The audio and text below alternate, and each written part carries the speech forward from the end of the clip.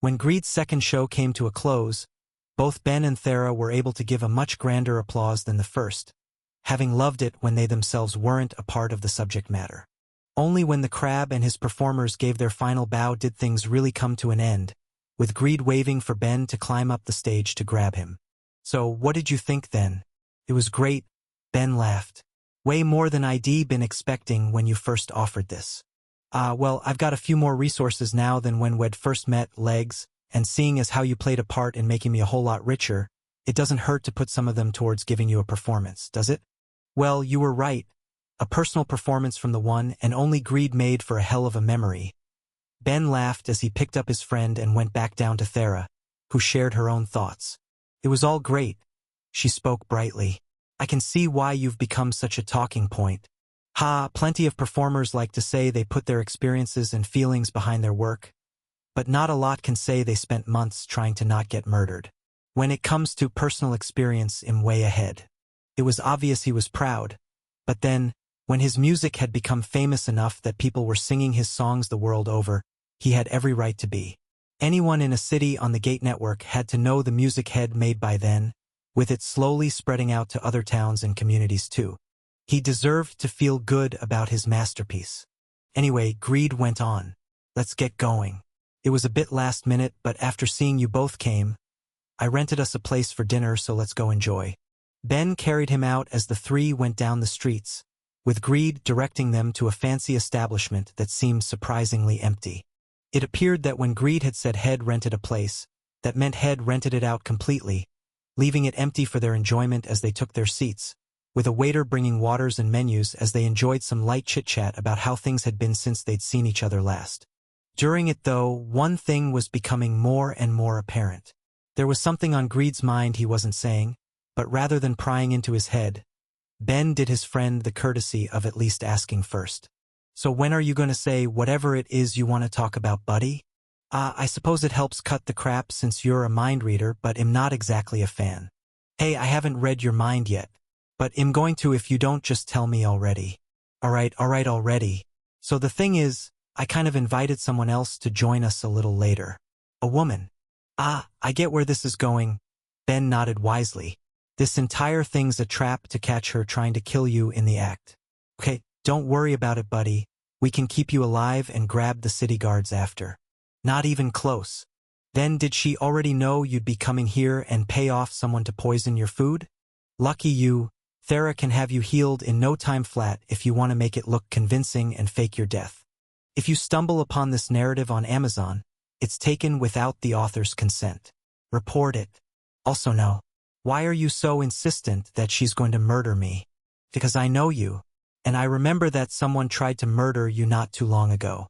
Someone tried to kill you too. That was an oracle, it's different. That's worse. You know that's worse, right? It is what it is.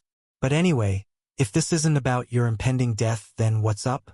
Well, that's the thing," the crab began, suddenly sounding a lot more bashful. "So when we were at Warrior's Tower, I met a lady, Legs. A real fine girl. Makes me feel things I never had before. Didn't you swear off women and romance, Greed?" "I did before I met her. Years without it washed away in an instant when she came into my life. I'm in love, Legs. Love like I've never been before. There's just one problem. You're worried she's secretly trying to kill you? Can you get off the whole killing me bit?" "Okay, if not that, then what's the problem?" "Well, it's like I said, I'm crazy about her. But I don't know if she really feels the same about me. Look at me, Legs. I was a big name even before my current show. I'm rich, I'm famous, and I'm good-looking to boot. I'm everything a woman could want. And humble too," Thera added. "Sparkles, when you're as big as me, it's ruder to pretend to be humble. But that's just the thing, I'm a big deal. I'm such a big deal that I can't be sure if she really feels the same about me, or if she only sees me for what I could provide. No matter how much I like her, I don't want to be anyone's blank check, you know? And since my good buddy Legs can read minds, you want me to check for you, got it." A part of him was questioning the ethical concerns of having someone read the mind of someone they loved, but a larger part didn't really care. Greed was famous, it wasn't wrong for him to want to be sure about something like that, and even more, Ben understood from the perspective of someone who people had tried to seduce in the same way. It still annoyed him that people had been sent to win him over when he'd been making braces in the past, along with when the world had found out about his skills. It was easy enough for him to see where greed was coming from. So, with no concerns from him, they carried on talking from there, waiting for the last guest to join them as after only a little longer, someone was led to the table. Thera had seen her before, having noticed when Greed had run off the last time they'd seen each other. But it was a first for Ben, getting a minor surprise from who he saw. Based on Greed's son, along with the one person he'd seen in the memories of the official who had tried to get both of them killed by throwing them at a more difficult gate, Ben had been expecting someone with a crab-like body plan since those were so common, but instead it was a hominid, specifically some sort of dark elf mix, telling Ben that his friend either didn't place value on appearances or else the crab's tastes were far broader than he would have expected. "Baby, I'm so glad you could make it," Greed told her happily. "Sorry for the last-minute invite." "It's fine, Greed.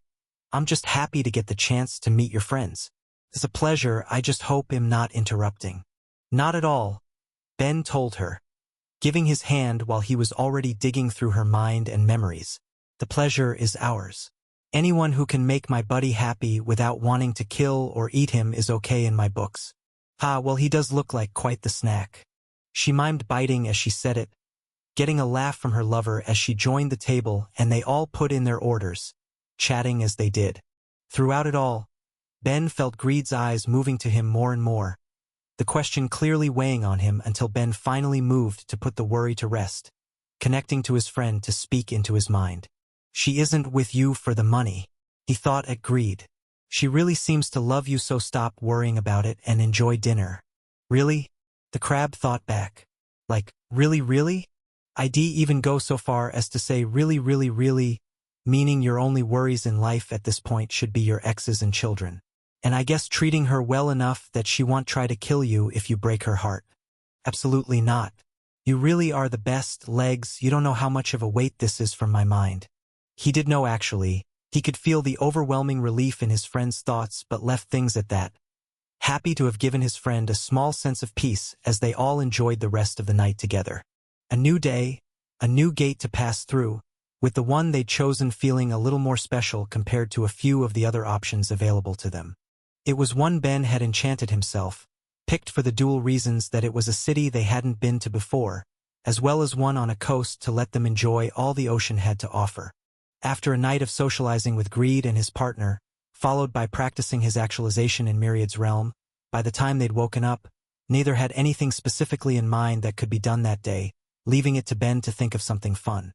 The city was close enough to the world's equator to make it warm, though not as warm as Neri's city had been with its uncomfortably active volcano so close beside it, and they both wandered the streets and enjoyed it, stopping only long enough to find a hotel to stay in for the night since Analia lacked an embassy for them to take advantage of there before trying out the local foods, with fish making up most of the menus.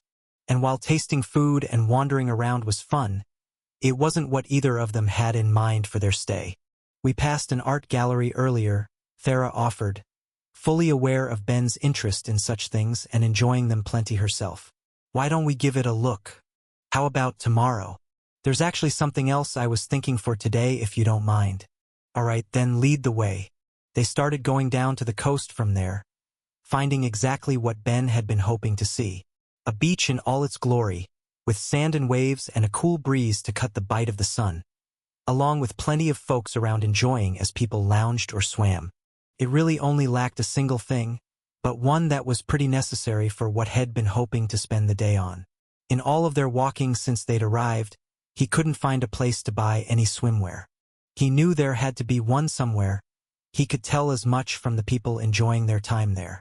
Both different species and different people within a species all had their own standards for what would be considered appropriate to wear, but he was seeing a range from folks completely in the nude to full bodysuits. All he'd been hoping to find was a place with some comfortable option that wouldn't land in either extreme for them. Oh well, if you want something done right, then you've got to do it yourself. With no other choice, Ben materialized something for himself, looking like the sort of swim trunks he would have used back on Earth as he used his magic to construct a material that would be both light and flexible enough to act as fabric without absorbing water, all while Thera watched, shaking her head as she did. "I'm beginning to think I'm never going to get used to seeing everything you can just make," She sighed before directing her focus to the thing Head chosen to create. So what's with the shorts? Swim shorts specifically. You've said before that you can't swim, and here we are at a beach on vacation. It's the perfect time. He saw her make a face, clearly not hiding that she wasn't as sure about the idea as he seemed to be, but he decided to push just a little. The narrative has been stolen. If detected on Amazon, report the infringement. It's fun, relaxing, and more than anything else, just a handy skill to have, he told her. Being able to swim has literally saved my life. I know it's not likely, but if you ever end up in the middle of the ocean without any stone around to use, then you'd regret not knowing. Ben, I do have other options now beyond my earth magic, she told him, using her non-affinity power to raise herself a foot about the ground to add to the point.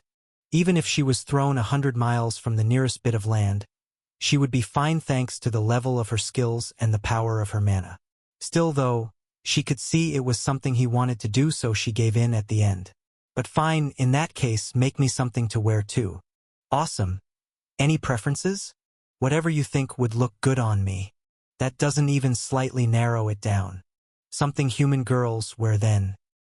Well, human girls don't have tails, but I can think of a couple standard designs that would fit. He spent his mana, envisioning what he wanted to make, and brought it into being, getting a cold look as a reward for his trouble. That's underwear. It's a bikini, actually. They're popular on Earth, and I'm sure it will be comfortable. Something else? Ben. All right, if you're sure. He tossed it in his bag since it didn't look like it would be seeing any use, instead making a one-piece that received a more positive review, leaving them both to change before walking through the warm sand to the water's edge. Ben stepping within to feel its cold touch while Thera looked at it hesitantly, dipping in a toe with caution. A small laugh escaped him as he watched. He wasn't used to seeing Thera look so hesitant, especially for something like stepping into the shallow ends of some water. For a girl who had so much fun throwing herself through the sky on a metal cart, seeing that side of her was a treat, and he held out his hand to give her some comfort, encouraging her as they moved in deeper. It was when they got out far enough that the water was waist-deep that Ben scooped her up in his arms, giving her a winning smile that was returned with a deep look of distrust. If you're about to drop me, then I will kill you. I'm not doing that, so trust me a little. Take a deep breath and bring your chest up. We're teaching you to float first. When she did as Head told her, Ben slowly began lowering her to the water, keeping his arms beneath her to catch her if she started to sink, but not having to worry as she gently floated atop its surface. See, you've already got it, he told her encouragingly. That wasn't so bad. Was it? I feel like it'll sink if I breathe. Good thing there's still ground below to stand on then. I'm half earth spirit Ben. Being out in water like this is basically abandoning my natural habitat. I know spirits of all types come to our very landlocked Stonewall. He laughed. You aren't going to convince me that earth spirits can't be around the water at all.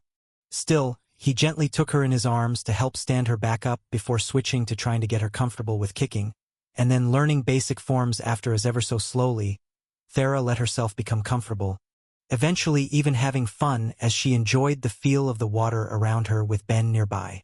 Despite learning to enjoy it through, she never got the skill as the hours wore on, only growing tired by the end. No matter how much strength and stamina one held, doing something unfamiliar was always going to take its toll, and as the time went on, the two eventually left the water to sit on the beach and watch the waves. So what now? Thera asked him as she leaned her head against his arm. You seem a lot less tired than me. I have boundless energy. But for now, he trailed off, thinking of what to do. It felt too early to get dinner, and he didn't really want to leave the beach yet given how long it had been since his last time on one. But that just left the question of what to do to enjoy a bit more time until he felt his eyes light up. Exerting just a bit of his mana, he created what he viewed as a mainstay of beaches everywhere, a tiny shovel and bucket. Well, Miss Earth Spirit, if water isn't your thing, why don't I teach you the joy of sandcastles? Despite a bit of soreness in her muscles when she woke up the next day, Thera couldn't deny that going to the beach had ended up being a lot more fun than Shed expected. Even if she never managed to fully get the hang of swimming, it was something she'd be willing to do again, and despite how childish the following activity had seemed at first glance, making sandcastles had been an entertaining way to pass the time. especially as a crowd had gathered to see what Ben had made. When an awakened craftsman did something, they tended to go all out, and that was clear when she thought back to the sand fortress had put together, featuring towers and spires and gates and moats, creating a final structure that stood almost as tall as she did by the end. Something like that was sure to draw eyes, and by a certain point, Shed stopped to watch as well, enjoying the look on his face as he created something for his own enjoyment instead of beating himself down to create all he could for the war effort. He already seemed less tired than he had before they'd left to enjoy just a bit of time off. A success given that was the goal of the whole vacation, and she gave him a bright smile over breakfast as they ate at a cafe they'd found in their wanderings that morning. "Feeling good?" he asked her, not knowing that her smile was from getting to see him looking so bright. "Of course, so what should we do today?" I have an idea for a couple of days from now, but nothing for today. How about you? There must be something you want to do on this big wide world?" "Something I want to do?" Huh? It was her vacation too. It wasn't unreasonable that Ben would want her to try and make some choices herself, but there was nothing that really came to mind. She was content to just wander around some new places to see what they had to offer, but it wasn't fair to leave all of the decision-making to him, so instead she said the first thing to pop into her head. "We did talk about checking out that art gallery we passed yesterday, right? Why don't we try that?" "Sure, that works for me. I'd love to see what a place that only just got on the Gate network managed to put together." With the idea set, the two finished their meal and left for their new destination as they strolled through the city, both of them feeling excited. Even if Thera didn't make any herself, she enjoyed looking at art. It was interesting to see how different people would see and interpret the world and how that translated to the things they'd create. Even if she wasn't always going to understand it, part of the joy came from trying to, and she was prepared to enjoy whatever they were about to see with that same open mind by the time they arrived, lining up for the day to buy tickets. "This reminds me, I really should try to rent out an art gallery for a day sometime," Ben muttered. "I just keep getting more and more money, but there's really not much I want to spend it on. Might as well enjoy something like that, right?" Well, it's a bit late to be worrying about something like that today. If you really want to, we can try to book something for the end of our vacation. Okay? Sure, sounds like a plan. They continued to talk and joke about what Ben could possibly do with his absurd fortune as they waited, only stopping once they got to the front of the line where a member of the gallery staff told them not only a bit about the museum, but also let them know that there was a special exhibition on featuring the works of a famous healer the city had once been home to, all available to be seen for a small extra cost. That had obviously caught his interest, so without a second thought, he made sure to buy tickets for that as well before the two went into the gallery proper, slowly wandering the halls to enjoy all of the art on display. Thera took her time, trying to really appreciate it and read each little plaque next to each painting to gain some context to what the artist might have been thinking when making it, but she didn't feel like she was getting anywhere near as much from each piece as Ben, who, despite the speeds he could think at, was getting lost in everything he saw, taking in each brushstroke and looking captivated, even as a hint of some indescribable feeling touched his eyes. "You okay?" Thera asked him, taking his hand as she did. "Oh yeah, I'm fine. This is all great and it's beautiful, but it just has me thinking a bit about the past." Head told her before that his dream in the past had been to make a living as a proper artist, but dying had clearly changed that. Was it any surprise that looking at the art surrounding them might make him reminisce about that lost future?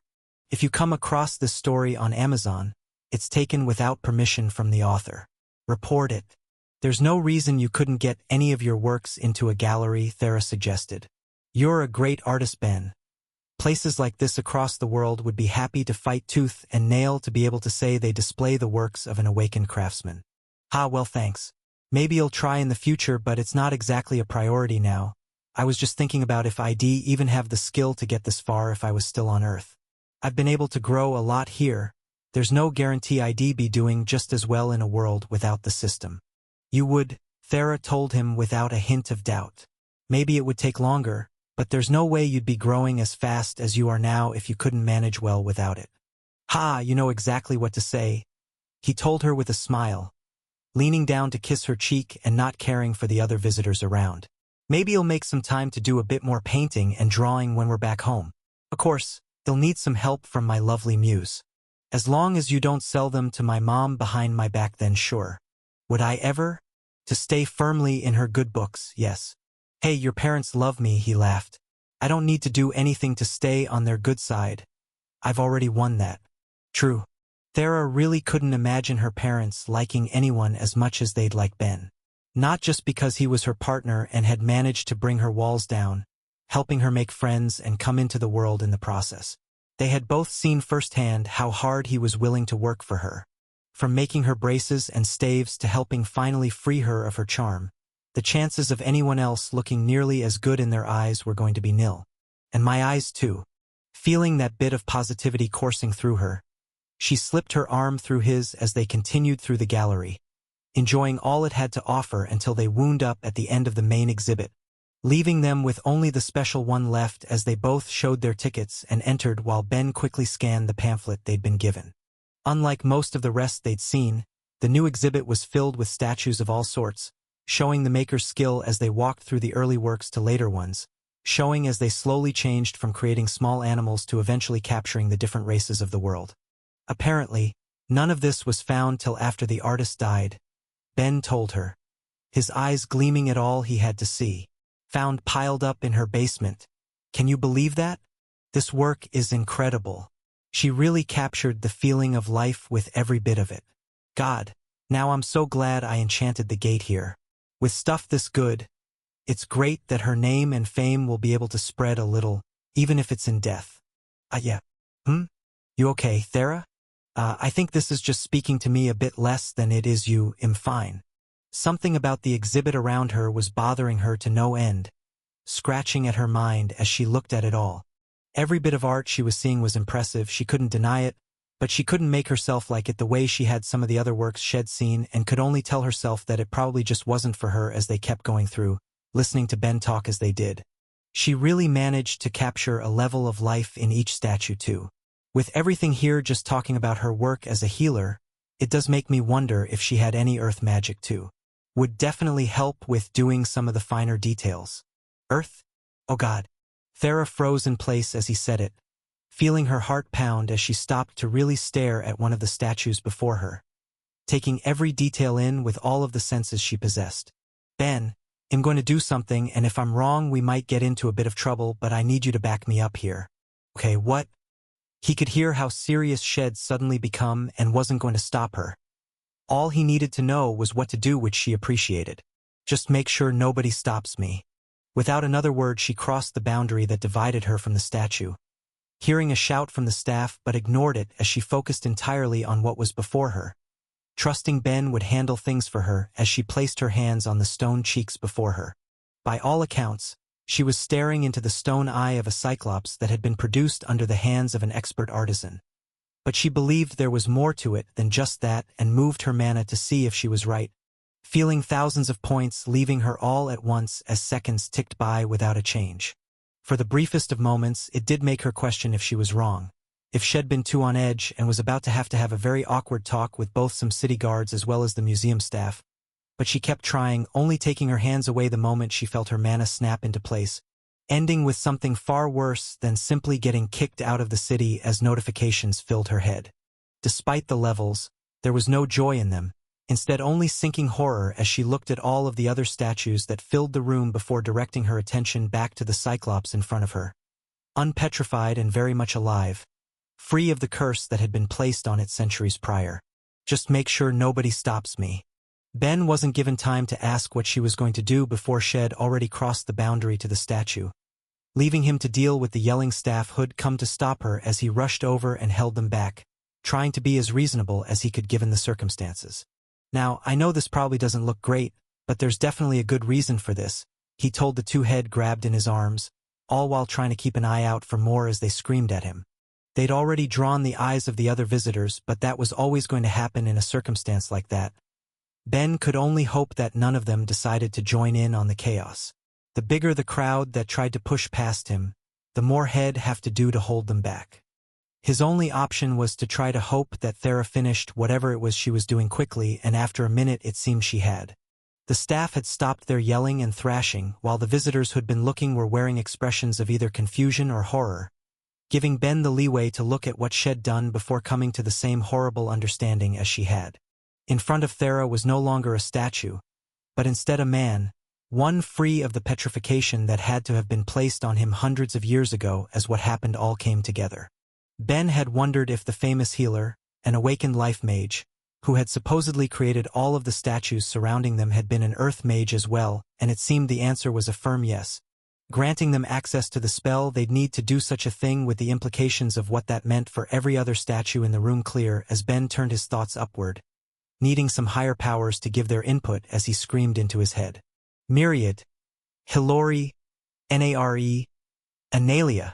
Anyone listening answer me right now. His god asked as the others made themselves known. Nair added, with Analia speaking up next. Hilori told her. So not the time, guys.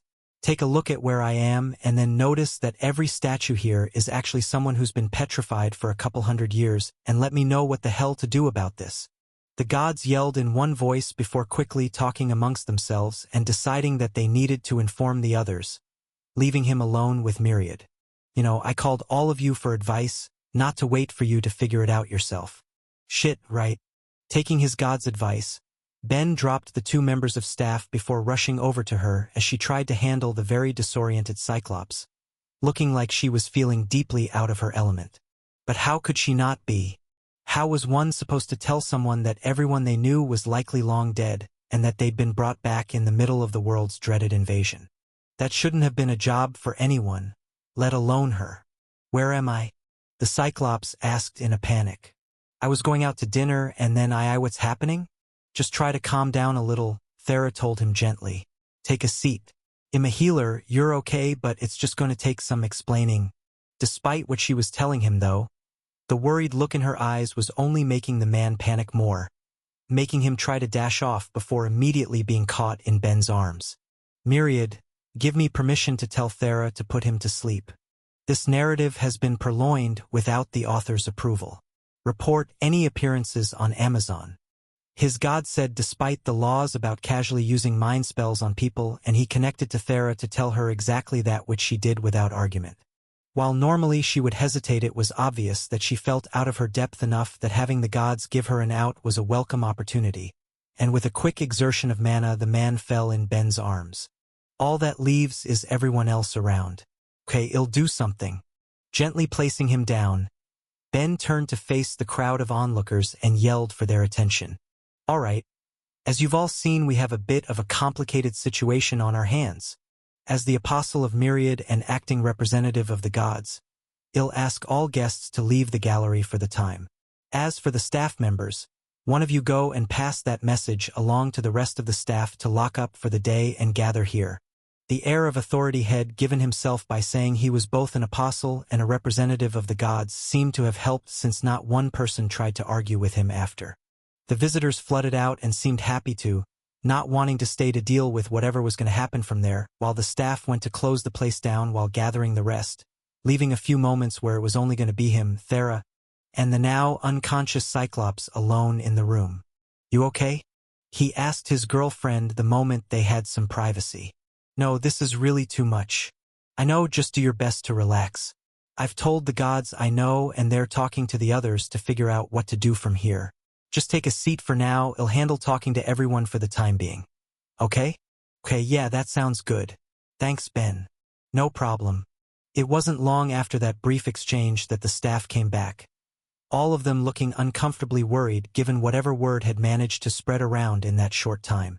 Okay, first things first, which of you would be in charge here? I am, an older man said, stepping forward and looking as nervous as the rest.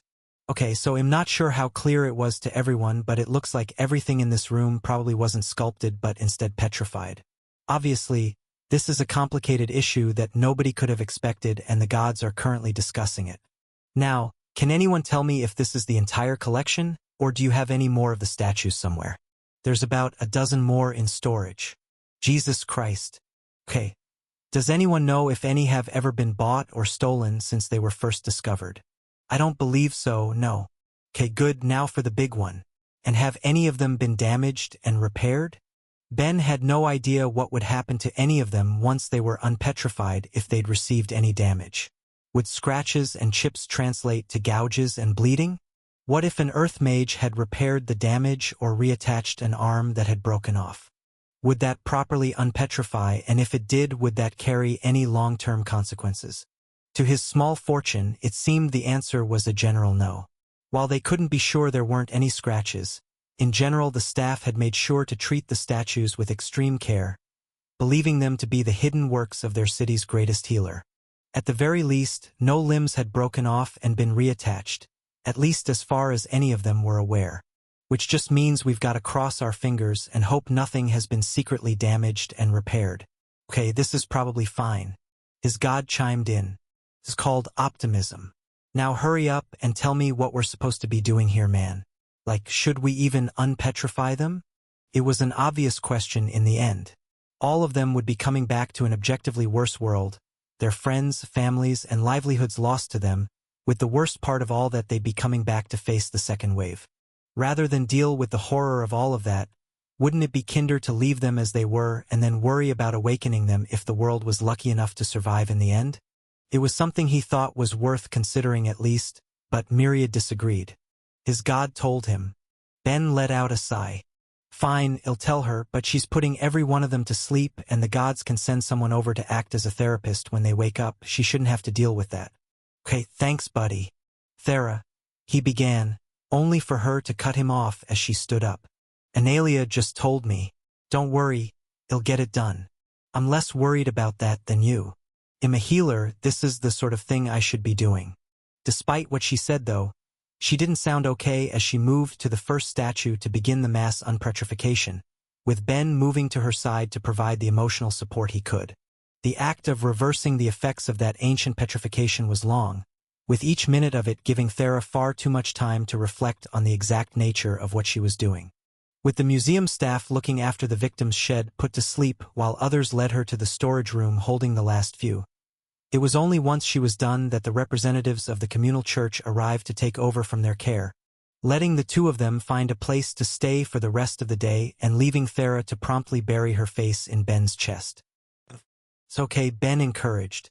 You did great. But did I even do the right thing? Thera asked him, feeling emotionally exhausted as she did. They're all starting over with nothing in the worst point of this entire planet's history.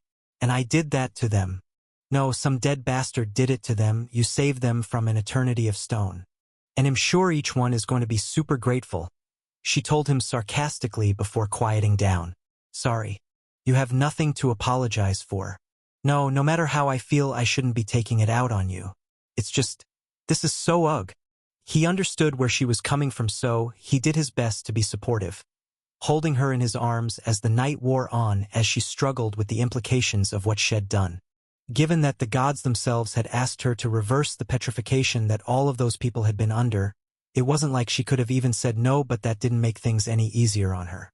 Once the sleep shed cast on them all came undone, and they'd be forced to face the new world they found themselves in, she would be the one feeling responsible for it all. It was too much to handle, but as Ben continued to try and comfort her, stroking her head and reassuring her as best as he could, she finally managed to drift into an uneasy sleep. He took another hour to watch her, making sure her dreams wouldn't wake her again too soon before he finally closed his own eyes and forced his mind into his god's realm, finding only Myriad and Hellori there. So just for the record, I want to say that vacationing has kind of sucked so far. It's been a bit unfortunate given how things have worked out, his god agreed. But the point of it all was to get you some rest, and it looks like that's worked.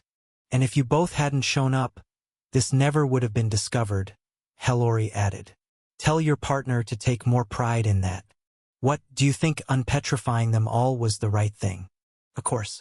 What makes you so sure? I'd always choose to survive another day, she told him confidently. No matter how bad things might look, as long as you're around to see it, there's hope for the future. Okay, that's a little too optimistic right now, but thanks I guess.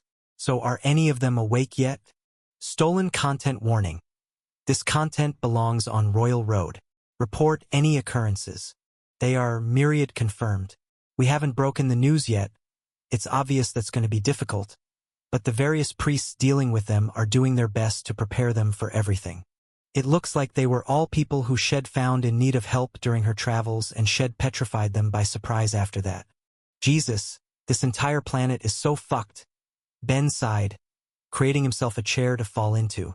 It's way too easy for me to look at magic as some cool thing and forget about how easy it is for stuff like this to happen. There has to be people abusing their powers all of the time. Well, it's not exactly easy, Hellori added. The level of skill for that sort of petrification is pretty rare. Sure, but there's easier spells out there. It's not like mind effects are hard to pull off either for anyone with the right affinity, and I can think of a billion ways of abusing any type of magic. But most people don't, Myriad tried to reassure him. I won't lie and say it doesn't happen, people are people, but most in the world are generally good sorts, and the presence of so many gods acts as a handy deterrent for plenty of others. So it's just the motivated and the insane doing it, gotcha. That's one way to put it, I suppose. Every world is going to have its bad people, Ben. The good just have to do their best to win out in the end. All of those people have a second chance now thanks to Thera. Even if it might take a while for her or even them to feel it, this is the best outcome for everyone. Well, if the sleep doesn't help, I'll try to pass that on to her. So what's going to happen to all of them anyway? It's going to largely depend on what they want, but for the time being the church is prepared to take care of them, to try to prepare them for the world they find themselves in and set them up with decent lives if they can. Ben bit his tongue at that. Had he been set up with a decent life after the world forgot about him? It felt a lot more like Head needed to go make it himself, but that wasn't the point of any of that. Despite how he may have been treated in the past, whatever they were going to have to go through wasn't about him. If anything, as one of the few people on the planet in a remotely similar position, what he needed to be doing then, and there was empathizing more than anything else. Okay, Myriad, if I donate some money to them, can you ensure that nobody at the church misappropriates any of the funds I'd be giving? I'd rather not find out that a corrupt priest decided to skim some off the top and be forced to kill them. I think I can safely say that most gods up here would be happy to ensure you have no reason to feel justified in doing anything that might push you over the edge for your sacrilege. But are you sure, Ben? You really don't have to. It's fine, I've been there so I get it. When I left the church I got about 6 months worth of cash after Father Yen reached out to other branches to pull funds together. I'm well aware of how cheap the gods are. There were, about 100 victims? He'll send enough to make sure they can all live for 5-ish years, so just make sure they all know it came from the Apostle of Myriad. It would be a lot, but then, he had the money to spend and it was a lot better to put it to that than wasting it renting out a museum or art gallery like Head discussed with Thera before, and Head still be far from destitute. The amount of money he had coming in every single day thanks to the braces and his other various patents along with everything he was making from the strengthening potions constantly going out around the world was more than enough to keep his bank account constantly full. Add in the fact that he could make legendary items and materialize so easily that if by some chance he was ever to find himself poor again, he wouldn't be for long. The gods seemed to approve as well, with Hellori getting off her place atop Myriad to ruffle Ben's hair. You know, if other gods got to see this side of you a bit more, you'd be a lot more liked. Hey, plenty of gods watch me, which means plenty get to see my minor acts of kindness all of the time. The fact that some still don't like me is a reflection of them. True, the goddess smiled. But it's still good of you. She gently patted his cheek before leaving the realm, off to give word of just how he was going to help and leaving God and believer alone together again. While his god had no face, Ben had long grown used to reading him, and if he could, the apostle was sure that Myriad would have been smiling. What did I say? You just need those acts of good to win in the end. Ha, well, consider this my big one for the foreseeable future. When Ben came down from his god's realm, he did it earlier than usual thanks to Myriad informing him that Thera had woken up, with her sleep being a little more restless than Head hoped. Hey, you're up early. MMH, I could say the same about you, she muttered against his chest. Couldn't sleep either? I got a heads up that you woke up. Feeling okay? Ugh, no. I think it might take a day or two. Well then, we've just got to distract you. What do you want to get up to today? The world's our oyster. You know one thing we never do that I wouldn't mind trying? What? Nothing. We never just take a day to lounge in bed and do nothing. I want to relax and not move until tomorrow comes. Ha, well I might have to step out to get us something to eat at some point then. Okay, well leave for meals, but other than that I just want to lounge and relax. Alright, if that's what you have your heart set on then that's what we'll do. With a plan for a lazy day firmly in place, Ben was content to lay back and close his eyes, relaxing in a way it felt like he hadn't managed to in years. It was a bit dull and boring, but it was also something he hadn't allowed himself to indulge in for such a long time that he was fine with being bored for the day, as it gave both his mind and body a long-needed break. While he was managing to be content with it though, the one who'd suggested they do as much was fidgeting and shuffling, leaving him to crack both an eye and a smile. "You sure you wouldn't feel better doing something, Thera?"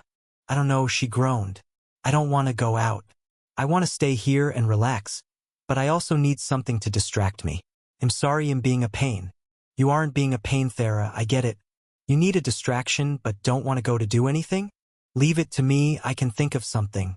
And that something requires a small favor. Hey Myriad, you around? Can you do me a favor and go hang out in Nair or Halores realm for a bit? I want to borrow yours." The god asked in surprise. The idea that a mortal would want to borrow a god's realm felt inherently ridiculous, but then, there weren't many who'd even be able to do anything with it if they could. Given all Ben was capable of though, the request felt less surprising after giving it a little thought. "You're the best buddy. I'll make you something tasty tonight when I come up." His god left with that, creating space for Ben to do something without breaking any pesky rules, as he quickly merged his mind into his girlfriend's and through that connection brought her up with him to the now empty realm, getting to enjoy her surprise as a result. "What just happened?" she asked, seeing they were suddenly somewhere else but not immediately putting together where. "Myriad's realm, minus the god himself, so nobody gets grumpy up here."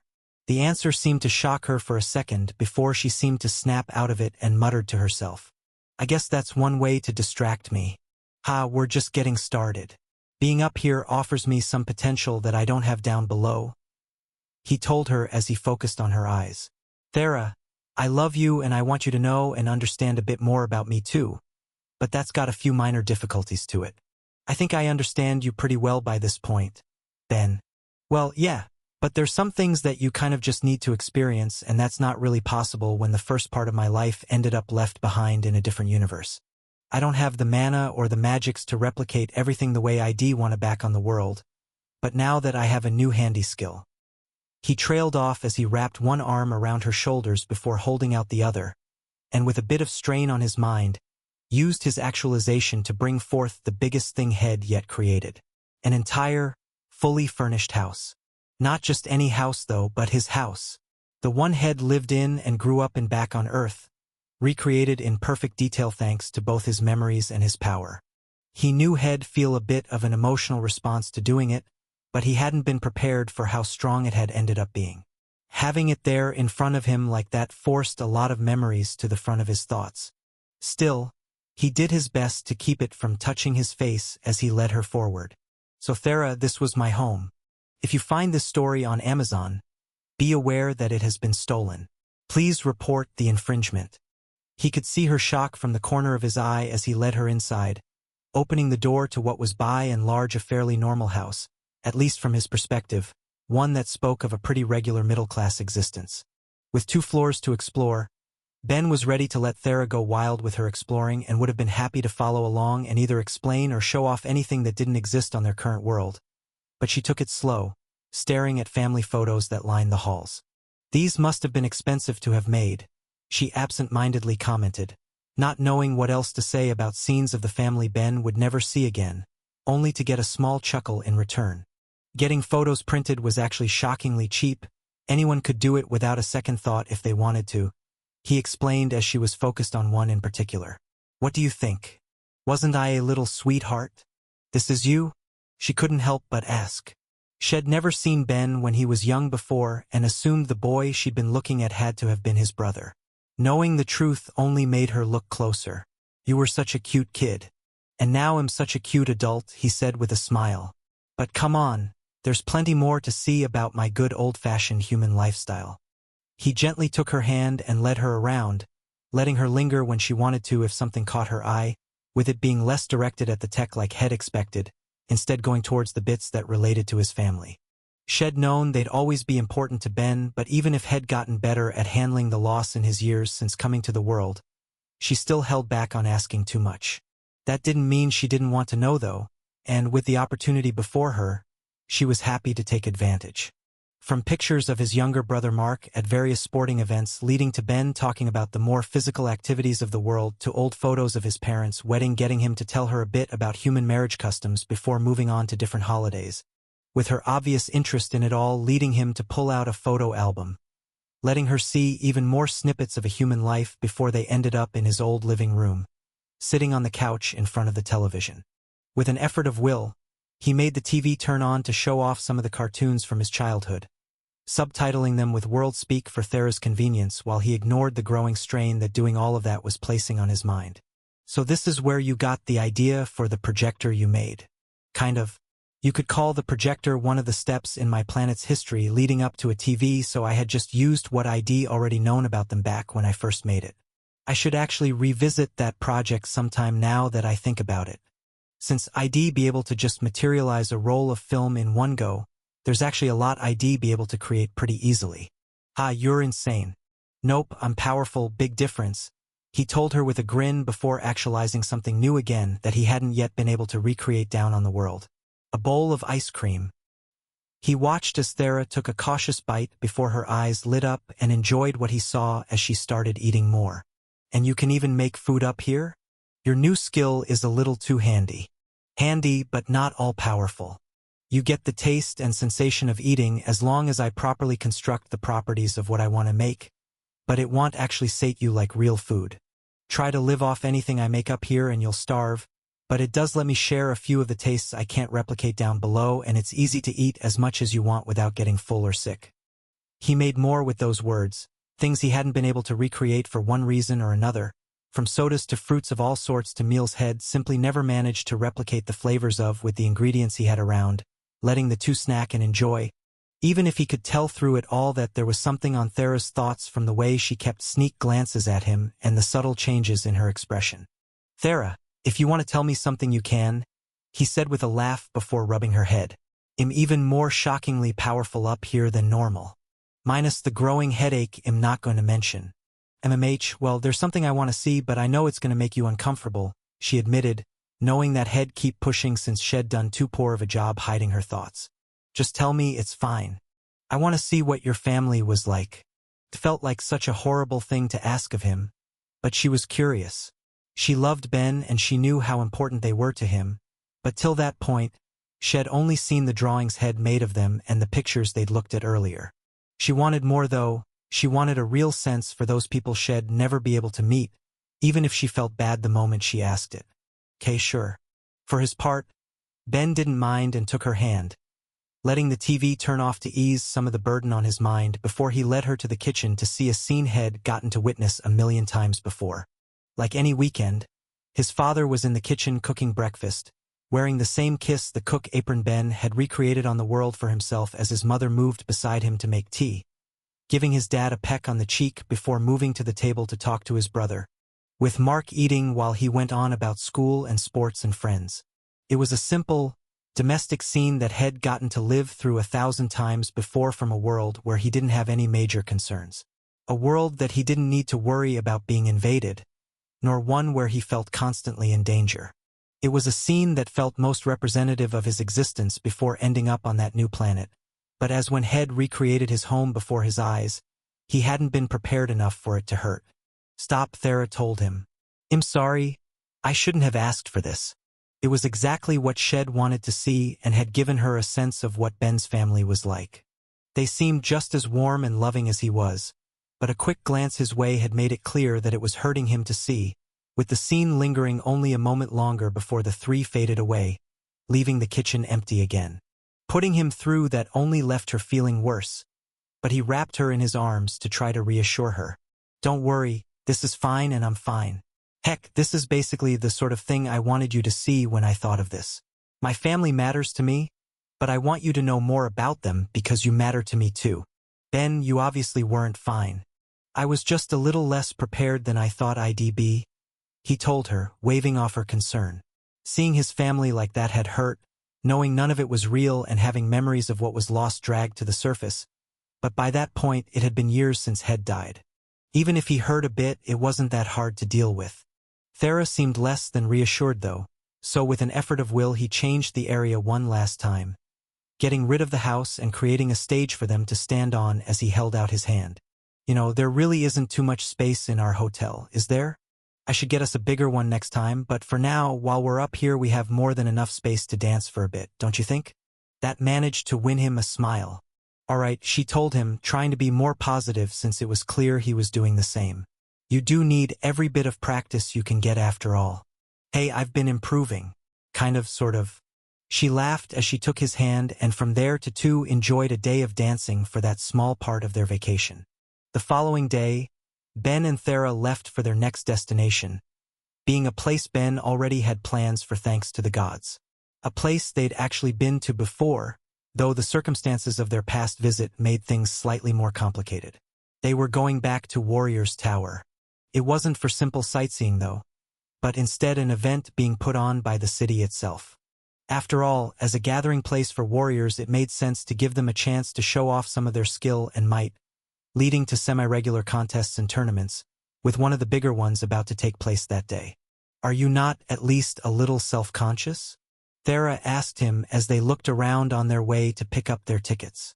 No, why would I be? It wasn't long ago you basically just led an angry mob through these streets. You started a huge riot, and that memory will always be one I'll hold dear to my heart.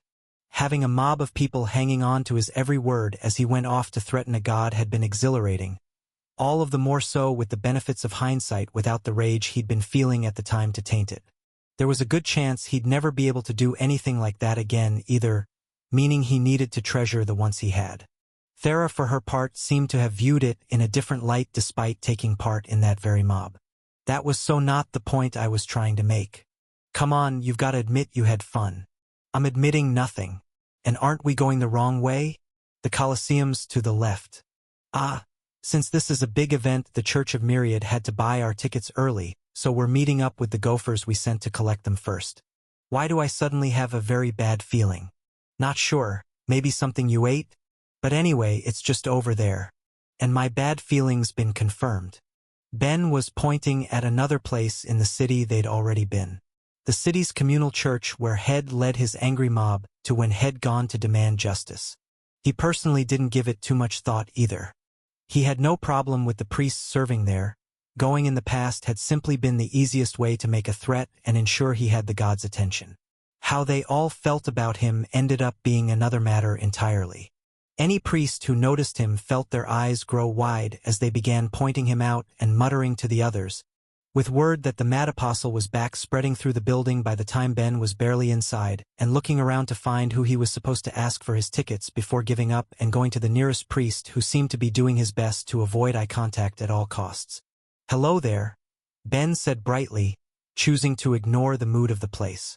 "I'm looking for the church's head if you could help me out, and then it'll get out of everyone's hair." Of course, right this way, they at least managed to say politely enough as he quickly led the way for them, knocking on a door in the back and immediately running off after a voice inside called to let them in. It was the older priest Head spoken with the last time Head been there, who compared to those beneath him did a far better job of keeping whatever he may have been feeling to himself, instead showing a gentle smile. "So we meet again." "That we do, but I won't keep you. I was told there would be 2 tickets waiting here for the Church of Myriad. I've come to collect." "Of course, just a moment." The old priest reached inside his desk before pulling the 2 out for them and handing them over. No fuss to be had as Ben gave his thanks. "And is there anything else I might do for you, Apostle Ben?" "Well, while I'm here, if you spot this story on Amazon, know that it has been stolen. Report the violation. If you'd show me where Myriad statue is so I can give a quick prayer, I'd appreciate it." Every communal church of a big enough size would have miniature statues and figures of the different gods filling their halls to let those who came to them give their prayers, and while Ben didn't personally care too much about such things, he was still an apostle. Since he was already in a church that was going to have a likeness of his god, he needed to show a bit of devotion as he was taken through the rows until he was finally before the one he worshipped. Bowing his head and clasping his hands, he gave a quick prayer of thanks to his God for arranging the tickets and was about to leave from there before he noticed something that stopped him in his tracks and forced him to take a deep, calming breath as he opened his mouth, lest he rip into the priest who had led him there. "Excuse me," he began, far more politely than he wanted to given what he was seeing. Why is the statue of my God of such a low quality compared to plenty of the others here? Given Myriad's shape, there really was only so much that could be done to make it look impressive. But not only was his statue a simple gray stone block compared to so many others that were made of much more impressive materials to fill them with color and make them gleam under the eyes of an expert craftsman. When Ben looked at that statue of Myriad, he could easily see that whoever had made it hadn't even managed a perfect cube. It was ever so subtly off on one side, giving it an imperceptible tilt to anyone who didn't have the skill to see it. Despite the feelings welling up in his chest, though, it seemed that the church head had a genuine reason to provide. It seems our branch has never had any better statues donated by your church. Donated? Ah, were you not aware? While the communal branches will have statues commissioned if need be, oftentimes better quality ones will be made and donated by the churches in question. I see. In that case, would you be so kind and lead us to the statues of a few other gods? While not sure where Ben was going with it, the priest still nodded as he led them around to see the statues of Helori, Nair, and Analia, the last of which Thera gave a quick prayer to as Ben took everything in. Head made sure to take in all of the other statues along the way, and while the ones for both Nair and Analia were of good quality, the two of them being big and powerful gods, the one for Helori was of the same quality as the one for Myriad, with it only looking better due to her form being more complex than Myriad's simple shape. So that's two for me to fix. Plus we passed Jagal too, and hers are also in a pretty poor condition. Even if I'm not friends with the Dryad goddess, it doesn't hurt to have one of the gods that likes me a favor. Okay, this will only take a little bit. Alright, would you be able to tell me how many communal churches have statues? Offhand? No, I apologize. It's fine, just 1 second, he said before speaking up to the sky and into his mind, looking to get some attention. Myriad, Myriad, Myriad. Come and answer your humble apostle. The priest with them immediately began praying from the knowledge that a god would be speaking to an important member of their faith so close to him. But the god in question sounded mostly distracted. How many communal churches have proper statues in them? They'll tell you later, so don't worry about it. For now, you can get back to whatever's keeping you busy. With the information he needed acquired, all that was left was how he was going to rectify that abysmal situation as he first came up with decent designs for the two goddesses, figuring out the materials he would want each one to be made of. Helori was both his friend and teacher, so given that, he made sure to go all out, taking special care to get her colorful horns correct, swirling gems so they'd look as if they were glowing when light passed through them before materializing the first model. Jagal was different, if only because of how hard it would be to make a statue of her given the branches sprouting from her head, each of them carrying a number of delicate fruits. It was the sort of thing that was just asking to break, but Ben bypassed that issue by sealing the whole thing in a clear crystal. That only left the hardest god of all for the end. As great as Myriad was, he wasn't visually impressive, so Ben used every trick he had to try and bypass that fact. While the statue had to be small, he made sure to materialize it at the maximum dimensions it looked like it could have, ending with something a bit less than a foot by a foot in size, and while its interior was hollow with a simple steel frame to act as support, that steel was covered in a layer of mithril to give it the genuine look of his god. It was once that was done he gave it the last touch he could to help it stand out as more than just a shiny block, enchanting the mithril surface with a small barrier, the same way he kept doing for the statues at the Church of Aneth, to make it float just a little while at the same time covering the rest of it to keep any fingerprints from ruining the glossy surface. Okay, 3 done, 741 to go. Thera, you don't mind if I steal a bit of mana from you, do you? I should be able to finish this up in under half an hour, so we have plenty of time. And Mr. Priest Guy? Sorry, I never actually got your name, but would you be so kind as to ship these out to the other communal churches? I can of course pay if need be. Wait, please, the priest said, suddenly doing a far worse job of hiding his expression after seeing Ben materialize statues out of thin air and suddenly having what sounded like a lot of work dumped on him.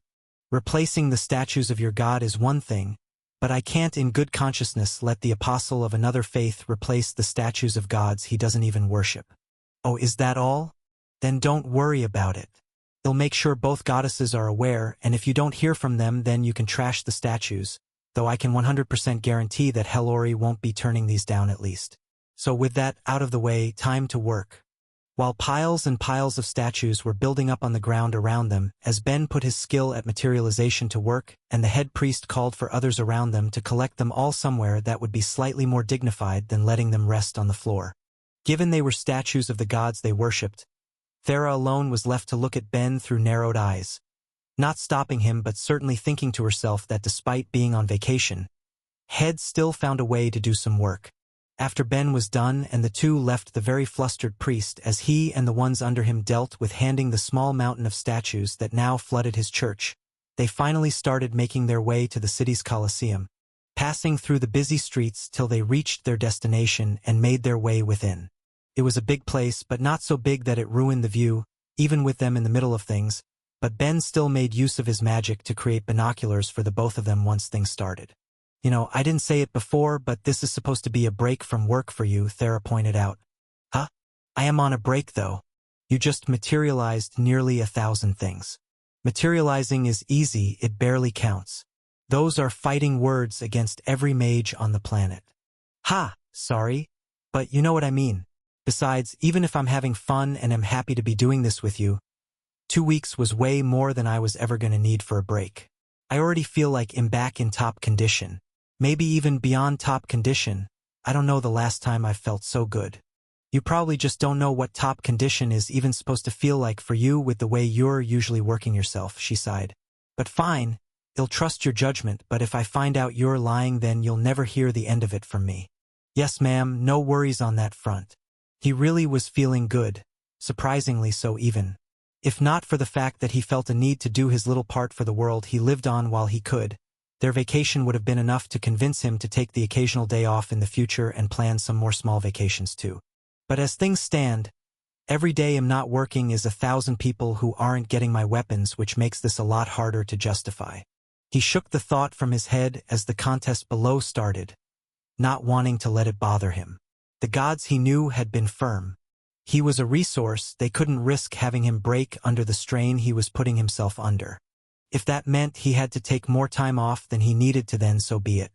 It was with that frame of mind that he began watching the matches down below, viewing each with interest.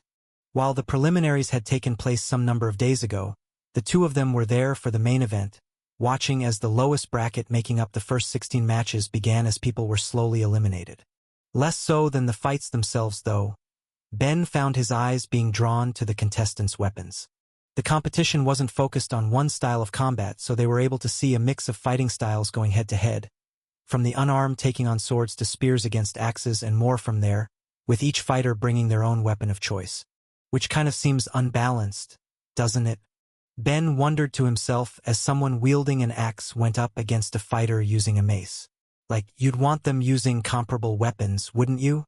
Most of these are even enchanted. At what point does this just become the person with the best tool winning? Of course, when none of the weapons are even that good, I guess it doesn't really matter that much in the end. The tale has been taken without authorization. If you see it on Amazon, report the incident. It was a thought that not only would many of the fighters disagree with, but any smiths or craftsmen in the audience as well. Anyone who'd come with a weapon was using one that ranged from the high end of uncommon to the middle end of rare in its ranking. By any reasonable account, they would be considered excellent works to anyone other than himself, one of the two people on the planet that could regularly produce items that the gods and system would consider to be worthy of legend. That was the problem though. Ben could do so much better that nothing any of them had was able to excite him. Sure, it was interesting to see them in use, at least it wasn't often he got to see the weapons Head make and sell put towards any combat, but that was the extent of his feelings right up until one of the contestants in the fight he was watching lost an arm. That was enough to call the match to an end then and there, with the injured party in no condition to go on as healers ran forth, with Thera watching them work before muttering. They aren't even trying to reattach it.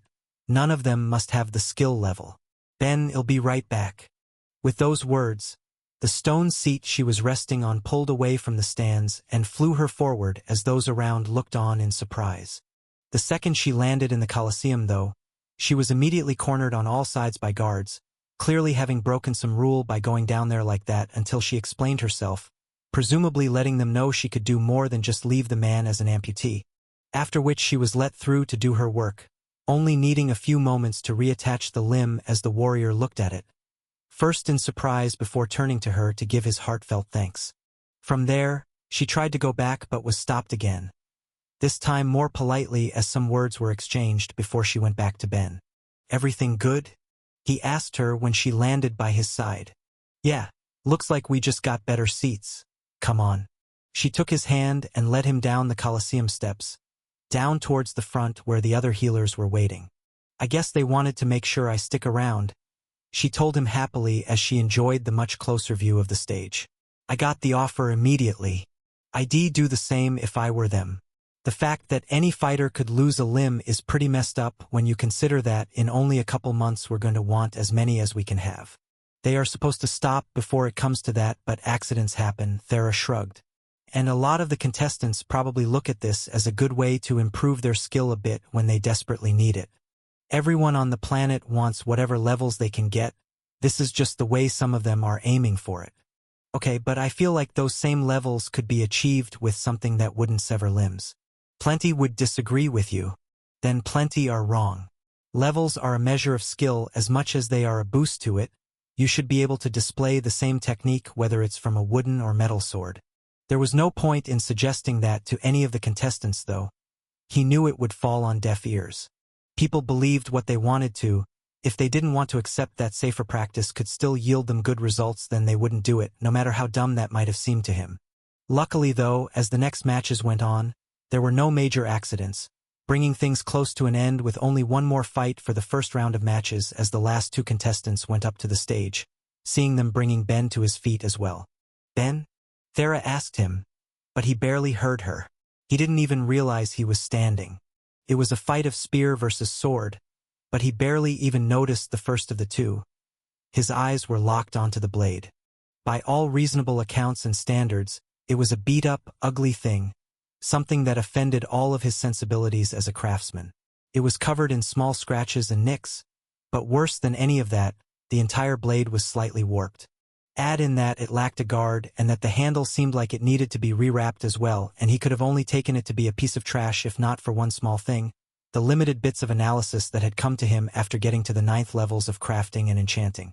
Those sang a far different song, revealing not only was the weapon ranked as lower legendary, but also what was on it.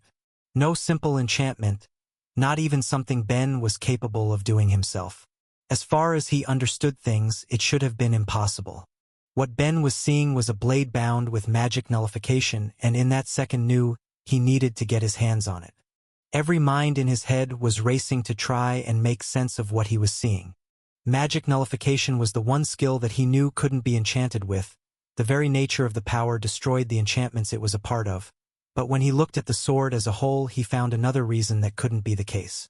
The sword couldn't be enchanted with magic nullification because there were no enchantments on it to begin with.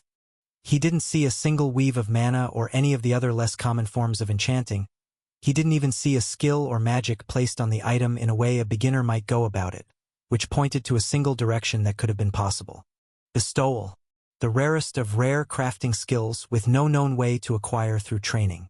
It had to have been accomplished through that mysterious ability, which meant it was compatible with magic nullification in a way enchanting just wasn't, but that only raised more questions.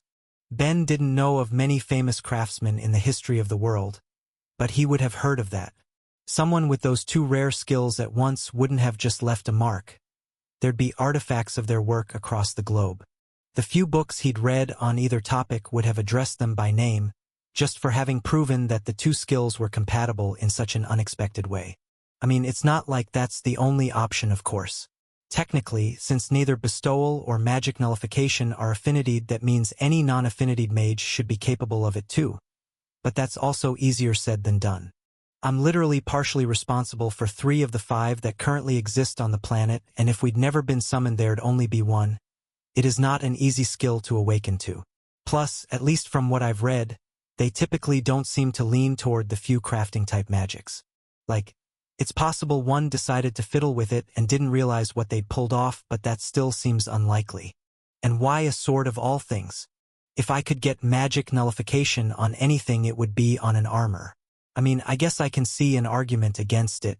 You want to be able to pass it down to future generations, so height differences would make that less than ideal, but in that case, do a shield. Not a sword, good God. I so badly want to meet whoever made that and ask what they were thinking, but they were almost certainly dead, likely for centuries, if not thousands of years. The condition of the blade told him as much. For all of the criticism he held for some of the design choices, there was one he wouldn't argue against. The sword has been made of orichalcum, binding a type of magic that destroyed all others to a material that could only be damaged by magic was both obvious and genius. It meant the blade should have been practically indestructible, with practically being the keyword, for despite how powerful a weapon like that should have been, slowly as the decades passed by, it had to have faced enough attacks to get through and warp it to its current state. And that same level of strength would mean nobody would normally be able to repair it either. You'd have to be insane to try. This tale has been unlawfully obtained from Royal Road. If you discover it on Amazon, kindly report it. Obviously, yes, it would be a ridiculous amount of work, but rather than dread it, the thought was making him salivate as he imagined just what he'd need to do to get the blade to a better shape. The act would strain not only his body, but his mana as well, with every point he had fighting against the nullifying effect, while he'd have to do his best to use those split seconds to get it back into shape. Imagining it didn't do the challenge, it was sure to be justice, but that just made the thought sweeter. Perhaps taking a vacation had been good for him at first, but now it was wearing on him a different way. He was craving that sort of stimulation. He wanted to put himself against a challenge and see who would break first, same as the various competitors of the contest before him. The contest he'd all but forgotten about before coming back to his senses and returning to his seat to watch, promising himself that he'd corner the man regardless of how the fight turned out when it ended as blows were exchanged on stage. In a match like that, the spear was always going to have the advantage as it gave a level of range and control that the sword couldn't replicate, but as Ben watched the swordsman struggle, he knew there was more to it than that. Given that the blade itself was warped from untold centuries of use, it wasn't going to move through the air in the way its wielder desired, with each attack just a little hampered by its poor form. It looked like the swordsman was used to that to an extent and compensated the best he could while weaving and ducking around the rain of blows coming at him. But there was only so much he could do on that front too, as he stalled the best he could, waiting for just a single opening that eventually showed up. It was only a small misstep on the spearman's part, but it was enough. With the spear just slightly off target, the swordsman lunged, bringing his blade to his opponent's neck as the match was called. With a few quiet words exchanged, both parties left the stage as the day came to a close, leaving the rest of the matches to follow the next as people began filtering out of the stands as a representative of the city came to talk to Thera. They were hoping that she'd be able to stay for the next 2 days, just in case anything happened, to which she agreed since that had been the plan from the start for them. But as those talks were going on, Ben slipped by to start his own discussion, going to the swordsman who was busy catching his breath. "No. Wait, what?" Ben asked. "I haven't even said anything yet. I see where your eyes are pointed. The blade's not for sale. Okay, I can see why you'd get that a lot, but that's not what I'm here for. The name's Ben, Mr. Get to the point. Okay then, Mr. Get to the point, your sword is currently a piece of crap." His words were briefly cut off as the swordsman grabbed him by the shirt and lifted him to the air, but Ben went on like nothing had happened and hoped that Thera wasn't about to get the wrong idea and kill the man he was talking to. "But it doesn't have to be. If you love that sword as much as it seems like you do, then this is the luckiest day of your life. In your big, strong hands you happen to be holding a master craftsman. They'll fix it for you free of charge. PFFF, some master craftsman you must be. If you really had the eyes, you'd see that it can't be done. Yeah, the combination of magic nullification and orichalcum would definitely make it hard, but I've got something that can overcome any of that." "What?" "Gumption and a can-do attitude. Now sure, maybe I won't get it perfect, but I can guarantee it's going to be better than the abysmal state it's currently in. So what do you say, wanna let me have a shot?" Before the man could answer, the ground around them rose up, trapping him within it and freeing Ben from his grasp as he turned to his lovely girlfriend who had only just noticed what was going on. "Ah, Thera, it's okay. That was my fault, he's fine." She didn't look like she fully believed it as she walked over, done with the now very scared-looking official who'd just seen her casually use her power before freeing the man from the stone that trapped him. Ben, you really can't just be making enemies constantly. You know that, right? Hey now, I barely have anyone I'd call an enemy. Sure, but two of them are in some pretty high places. She sighed before pointedly glancing to the sky, which Ben returned with a smile.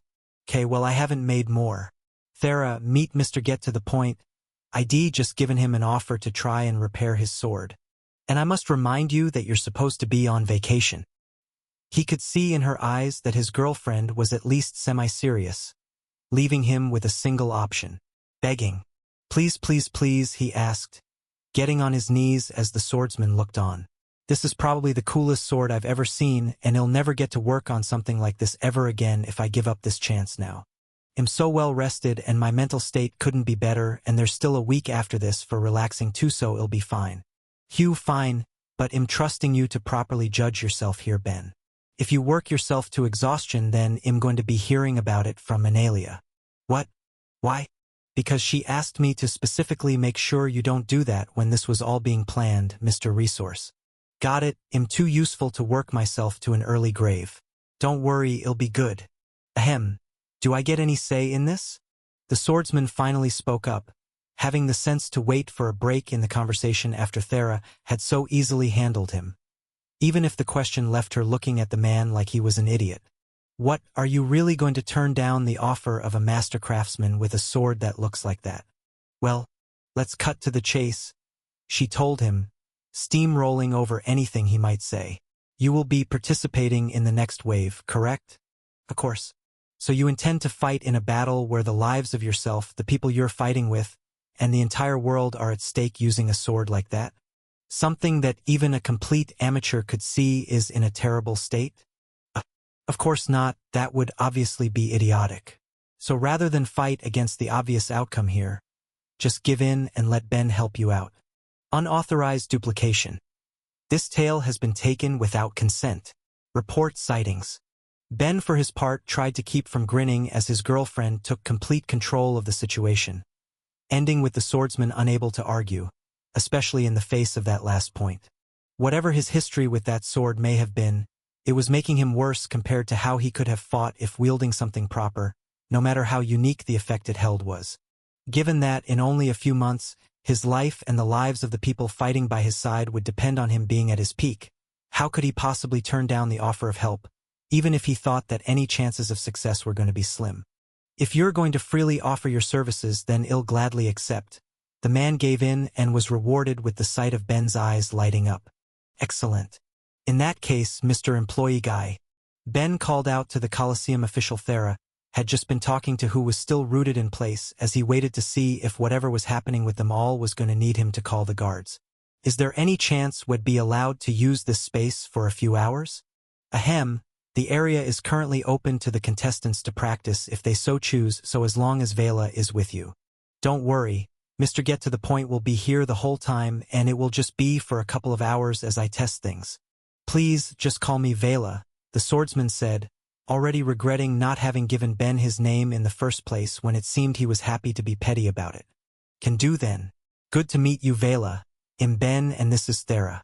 For now, just give me a second to get set up.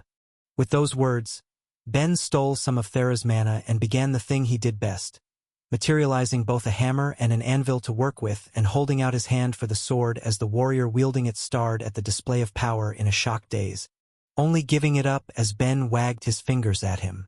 The moment Ben got the blade, he took a minute to examine it, staring at every nick and scratch as he memorized its imperfect shape and came to a conclusion. Despite the skill that had to have gone into making it, it was far from a beautiful piece, but he could change that, and with that motivation at the front of his thoughts, he placed it on the anvil and took his hammer to it to make that a reality. Due to the nature of the blade, changing it was always going to be near impossible, but Ben still tried his best. For 2 straight hours he delivered blows, one after another, with each strike being filled with mana as well from him treating his hammer like a mage would a staff. Every swing was to beat the horrendous combination that was magic nullification on orichalcum, and in the end what all of that work was rewarded with was essentially nothing. In the eyes of Thera and Vela, it looked like that work had gone nowhere, though Ben's eyes told him something different. A tiny, dime-sized section of the blade head spent too much time working on had been bent back into place, and the warp that twisted the entire blade had ever so slightly improved, even if it was barely perceptible to even himself. It had taken constant work and thousands of points of mana to get it there, but it told him it was possible. But doing this by myself will take months, which means he'll need to do something else to bring it together. Good thing I already have some ideas. Alright, this was a good bit of testing. I am now officially certain he'll be able to get this fixed for you, so Vela. Regardless of whether you win or lose tomorrow, meet us here again. He'll have it fixed before you know it. That seems unlikely. Excuse you, are you questioning a master craftsman to his face? First off, if you think that I didn't improve anything during all of that, then you need to pay closer attention to your sword. But second, you just saw what I could do without the right tools for the job. When you come with me tomorrow, then I'll have them. Come with you? A proper location to work is a tool in and of itself. Now no arguing and go get some rest. I don't want me keeping you to make you lose tomorrow. Giving him a shoving motion, Vela went to do as he was told, leaving Ben and Thera alone to start making their way out to the rest of Warrior's Tower. So you're doing more tomorrow then?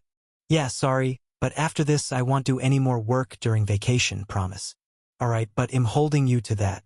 So do we need to get you these special tools, or are you making them? So technically we'll be asking them a favor. Just watch, I'm pretty sure you'll be getting a kick out of at least half of it. When Ben went to bother the gods that night, he was fully intending on getting every bit of information he could from them on the maker of the blade that had captured his interest. Surely they had to know something about a creation like that, but what he was less prepared for was the level of enthusiasm he was greeted with as Hellori ran over to ruffle his hair while Myriad circled around him, practically vibrating in excitement. It was only Nair who stayed off to the side in a pout. Myriad's right, you really are such a good boy when you want to be, you know that? Hellori laughed as his own god chimed in. I keep telling you all that, it's nice to see you're starting to get it. So I take it you guys like the new statues? Love them, the goddess told him brightly. I expect no less from my student. You've definitely gone above and beyond as my apostle too, Myriad agreed. Honestly, the little bit of faith I get from the priests and occasional visitors giving their prayers has been nice enough throughout the centuries. But the fact the shape's been a little off for most of them has been bothering me forever. It shouldn't be that hard to get right? Well hey, least I can do to stay in your guys' good books. And any reaction from Jagal? Thoroughly pleased as well. She asked me to convey her thanks. Cool. Let that be a lesson to all gods that getting along with me is better than trying to have me killed. Now on a slightly different note, what's wrong with Nair? Oh, it's the same note, Hellori laughed as Myriad explained.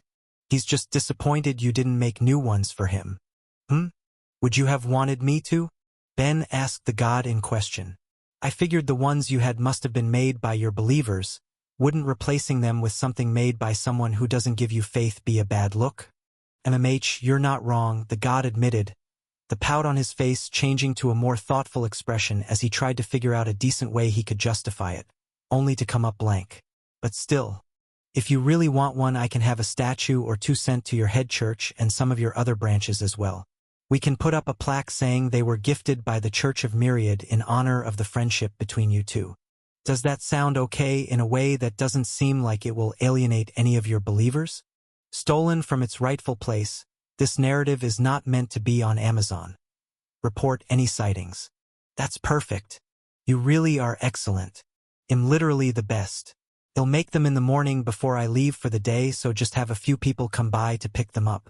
And while I'm at it, should I also do a few for Analia too? He asked them. She's been good to me too.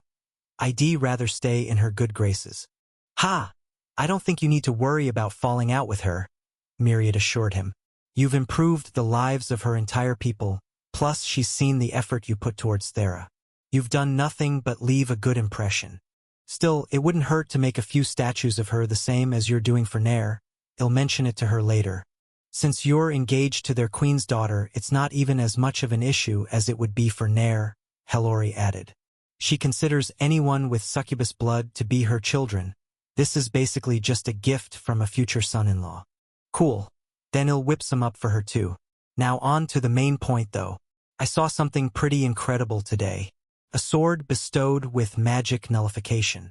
My main question is who made it and how come I haven't heard of them? Unsurprisingly, it was the crafting god among them, Nair, who was able to give Ben something of an answer. You came across its current wielder, did you? It's an interesting blade with a storied history to it, but as for how it was made, well, it's the product of a long-dead non-affinity mage and a master blacksmith. Okay, that seems like a big deal. Why have I not heard anything about it in all of the books on magic and smithing I've read? I didn't even know it was possible to pull off something like that. Haven't you? I suppose the mage in question must not have realized it was a proper discovery, so they never reported or recorded it. If I remember correctly, bestowing on the blade at all was a favor to their blacksmith friend. They weren't one to typically use spells of that sort, so they mustn't have known that accomplishing it was so unexpected. Okay, 2 new questions then. Clearly, the gods are aware at least, so why hasn't it been done again since, and just as importantly, why a sword of all things? Put something like that on a shield, damn it. Well, as for the first, because it was hard. Ridiculously so, even to the point where I believe that pulling it off earned the mage a level. Though it worked in the end, while it was being placed, the magic nullification was hindering the act itself to a rather great deal. Just because it was accomplished doesn't mean it was easy, and was only pulled off thanks to an unusually high mana pool and a copious amount of potions. As for why a sword, well, I honestly don't know. The answer to that will have been lost to time. That is the most disappointing thing you could have told me. Not very satisfying, is it? But that's how it is, I'm afraid. Some things just end up being forgotten or never passed on to begin with. If I got Verbum's help, would I be able to find the answer in the system? Pretty doubtful, given it spits out so much extra info for even straightforward questions. Trying to find the motivations behind a single act that occurred in ancient history is a whole other problem. Oh well, as annoying as this is, I guess that's life. It did leave him unsatisfied, but with nothing else he could do, he simply moved on, chatting with the gods and passing the night working on his actualization, all while eagerly anticipating the next day when he'd once again get his hands on the sword to finally see if his plans to repair it would bear any fruit. The morning was filled with Ben fulfilling his promises to the gods, making a few statues quickly to keep them pleased and handing them off to some of Neri's representatives who came to pick them up before the 2 left for a meal and to watch the matches that were to come, with both the quarter and semifinals taking place that day for the crowd to enjoy.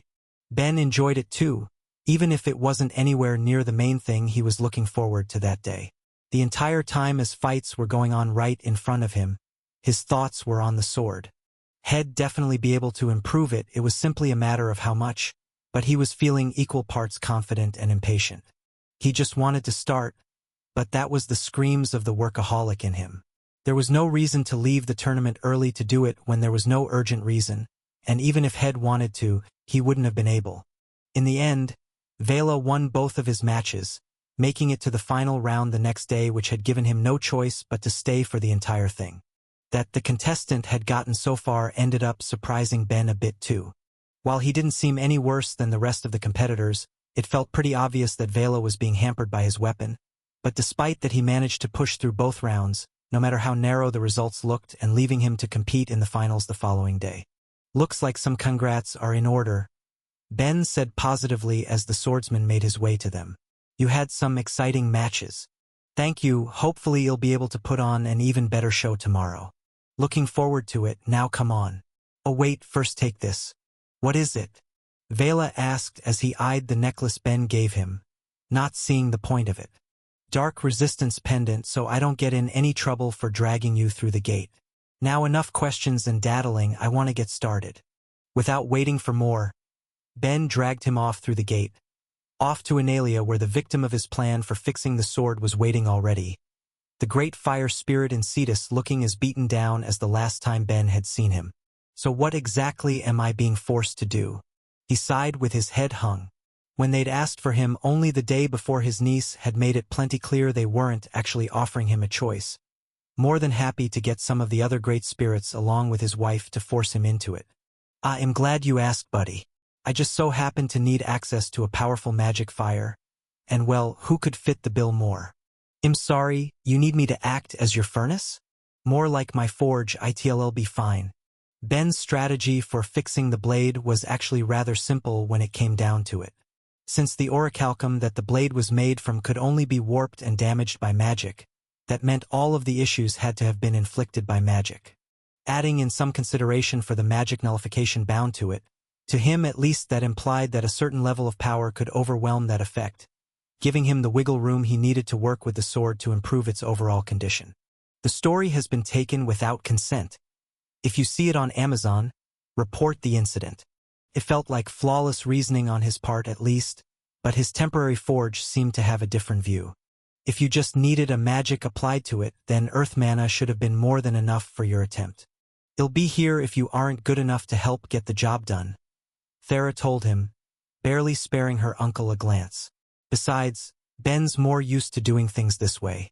It really does feel more natural to work with a fire than to try and have someone else alter a material's consistency. Ben agreed. I mean, sure, I could do the latter, but the first leaves me feeling a lot more in control, you know? I don't, but let's just get this over with them, the Great Spirit sighed, knowing he wouldn't be escaping the fate forced upon him, and at least knowing that, even if it wasn't going to be a comfortable experience having such a blade jammed inside of him, it wouldn't be as traumatic as his past fight with his niece. Great to have your support. If I could just get you to change your shape to really cover the anvil without melting it while generating plenty of heat for me otherwise, then we can get started. Ben grabbed Vela's sword as he said it, materializing his mana to quickly create a hammer for himself as he got to work. Heating the blade with the spirit's fire and hammering away, instantly feeling improvement compared to his attempt the day prior as it warped under his blows, if still only slightly. But that's more than enough. Even if it takes me hours, this means I can do it. The excitement left him positively giddy as he worked, focusing on the largest issue first of straightening the blade and putting all of his strength into each swing. His high stamina letting him keep up with the unusually intense workload, but still leaving him certain he'd be feeling his muscles ache the next day as the time wore on. In the moment, though, it was nothing but the price of an enjoyable challenge. One he was more than happy to pay. By the time he pulled the now glowing sword from the spirit to look it over, finding it perfectly straight and letting him move on to the relatively similar task of fixing some of the nicks and kinks along the edge. As much as it pained him, with the amount of work it was taking, he knew he wouldn't be getting all of the scratches out, but as long as he could give it a good cutting edge, then that would need to be enough for the time being. Anything more could be left as the project of some future smith or craftsman if they got the luck to lay hands on the sword. With each swing of his hammer, Ben pulled it from the flames to look over until he was finally done, the end product as perfect as he could manage. From a purely visual standpoint, he could have made any number of swords that would look better, but none that would be as challenging to work. And with an air of satisfaction, he let himself enjoy the feeling of a job well done, as he added the final touches by replacing the missing guard and rewrapping the handle for use, which anyone should have been able to do compared to the challenge that was improving the blade itself. Something to mention to Vela for the next time. He fully intended to bring it up then and there too, but when he turned to hand over the sword, he could see the swordsman was transfixed. Well, what do you think? To think you really could fix it to such an extent, Vela muttered before seeming to realize himself, and wasted no time to give a deep bow. Thank you, I shall never forget this. Idéopnote. With the way it currently stands, it should be good for another couple hundred years of heavy use, so make sure you don't get offed in the next wave. Of course, your efforts on my behalf won't be for nothing. I'll show you as much tomorrow. The Colosseum seats were packed and bustling with the watching crowd, all of them ready and eager to enjoy the final match of the tournament, with Ben and Thera feeling it just as much, with the two enjoying their front row seats amongst the rest of the healers. Thera was feeling the same excitement as the rest of the crowd, but a lot of Ben's own came from his desire to get some validation over fixing the broken blade. He wanted to see with his own eyes how much using it had been holding Vela back. Of course, since he was probably pretty used to using it in that condition, then there might not be a ton of difference. Maybe hell even be worse till he gets a few weeks of practice with it. Oh well, what's done is done, and I stand by it. He resolved himself to not worry about it anymore with that thought, and instead turned his attention to someone walking through the stands, waving his card at them to get their attention before transferring over funds for a couple bags of something, offering one to Thera before he began shoveling some of the food he got into his mouth. What even is this? She asked him, eyeing something that a human would best describe as kibble. Not sure, it's okay though. You're not sure and you're eating it? Not like they'd be handing out something if it wasn't largely edible to the majority of people, right? Plus I should be pretty poison-proof, why worry? She wasn't looking like she was buying that answer but still picked up a piece for herself, eyeing it for just a second before taking a hesitant bite and coming to the same conclusion. It was okay. Good enough to mindlessly eat while waiting or enjoying the fight, but not much more than that. Still, it gave them something to munch on as they waited until the contestants appeared and the referee called out to the crowd, acting as an announcer for them all. Here we are, the final match between Swordsman Vela and Axeman Stuther. Both fighters have given their all to get here today. So who do you think's gonna win? Thera muttered to Ben as the announcer carried on. Not sure, Ben said with a shrug. Vela's sword won't be affected by the enchantment on Stuther's axe, but the axe is sturdy enough that it shouldn't be destroyed by any of Vela's blows either. Wait, what enchantment is on the axe? One built to help break down any metal it comes in contact with. It's an interesting one actually and has plenty of use cases but isn't so handy against a weapon that's going to negate them. Hold on, Thera stopped him. It's enchanted to break weapons? That doesn't seem fair. Literally none of this is fair, he shrugged back. As far as I'm concerned, the moment enchanted weapons were allowed, this was never really a contest of skill, or at least not enough to matter. She wasn't sure about how she felt about that answer. She at least understood why it was allowed. Not only would it be hard for the city itself to provide weapons for each competitor given the variety of not only fighting styles but also body types, there were also going to be plenty who'd claim they couldn't show their full potential without using the weapons they'd use in their day-to-day lives. Expecting someone to pick up something new for the few days they'd be fighting with it and show off their full potential felt unreasonable in its own way. Still, it did change how she looked at things. Unlawfully taken from Royal Road. This story should be reported if seen on Amazon. Maybe next time we go to something like this we should wait and see if they'll have a tournament specifically for unenchanted weapons, she muttered. It would probably be more interesting, but that might be a while. This is the second last one the city will be hosting. Anything more will only come depending on the waves. Meaning it's not happening again unless they actually stop and we all survive. And now I'm being a downer, okay, onto the strategy of not thinking about it and focusing on the match since it looks like he's almost done talking. So with all of that said, let the final match begin.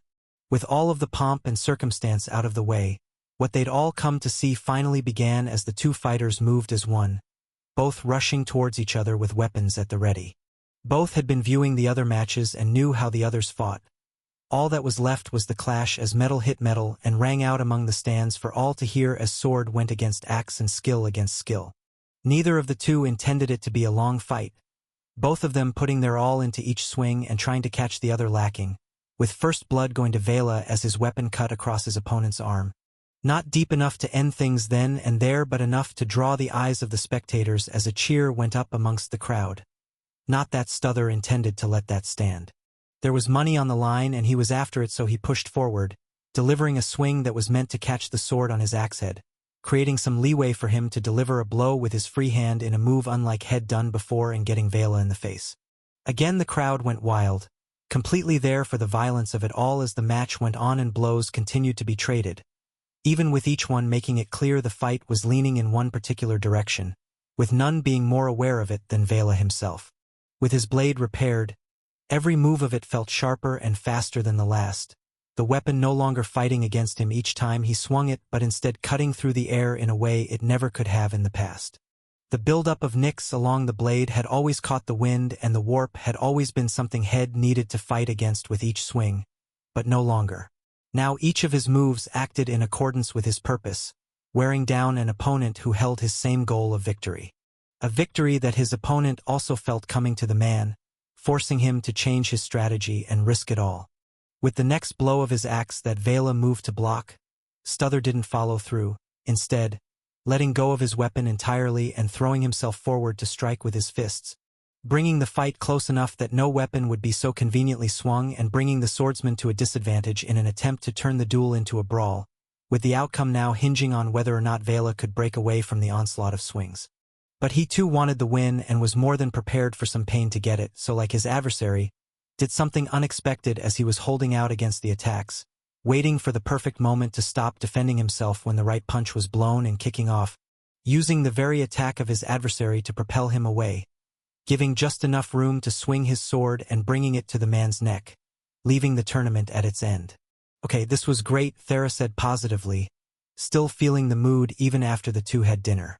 The fact the contestants had all been using enchanted weapons had ceased to matter. It hadn't been a factor in the final match, and it was all the more exhilarating for it, letting the tournament end on a high note in her eyes. It was, Ben agreed as they made their way back through the streets, even if his thoughts were at least a little tangential to her own.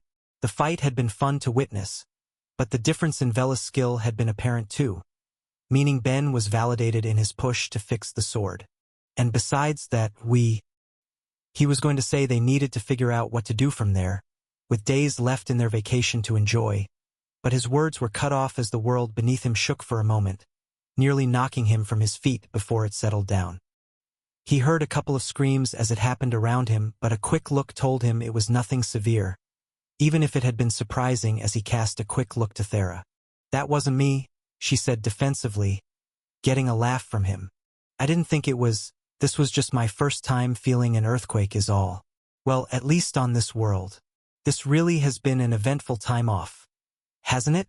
Well, we'll just have to figure out how to keep it up. But right now I'm tired. That didn't seem like enough to injure anyone around other than some minor bumps, so let's get back and get some rest already. It's time." They'd done all they could, prepared as much as possible for the task before them all, and now they finally needed to begin. Neloth could feel his heart pounding in him at the thought, even as he used his own dark magic to help still it. It was the culmination of his life's work about to be put to the test. Decades of study and research, reading untold books and history and legends, even going so far as to steal classified information to make his vision a reality. How could feelings not try to overcome him in such a pivotal moment? Even as he clutched at his chest, feeling his mana seeping back into it and calming him down, it didn't change his buzz of thoughts.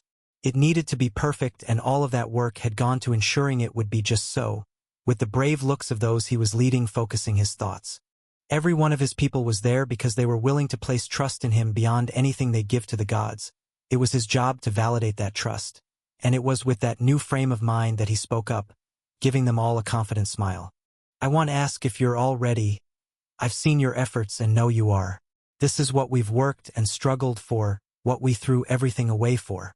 In a world that isn't willing to make the tough choices it has to in order to survive, we'll be the ones to bear the burden of it and claim a power even gods won't touch for ourselves. Now get to your positions, it's time we start this." Not the most elegant of speeches, but it was enough.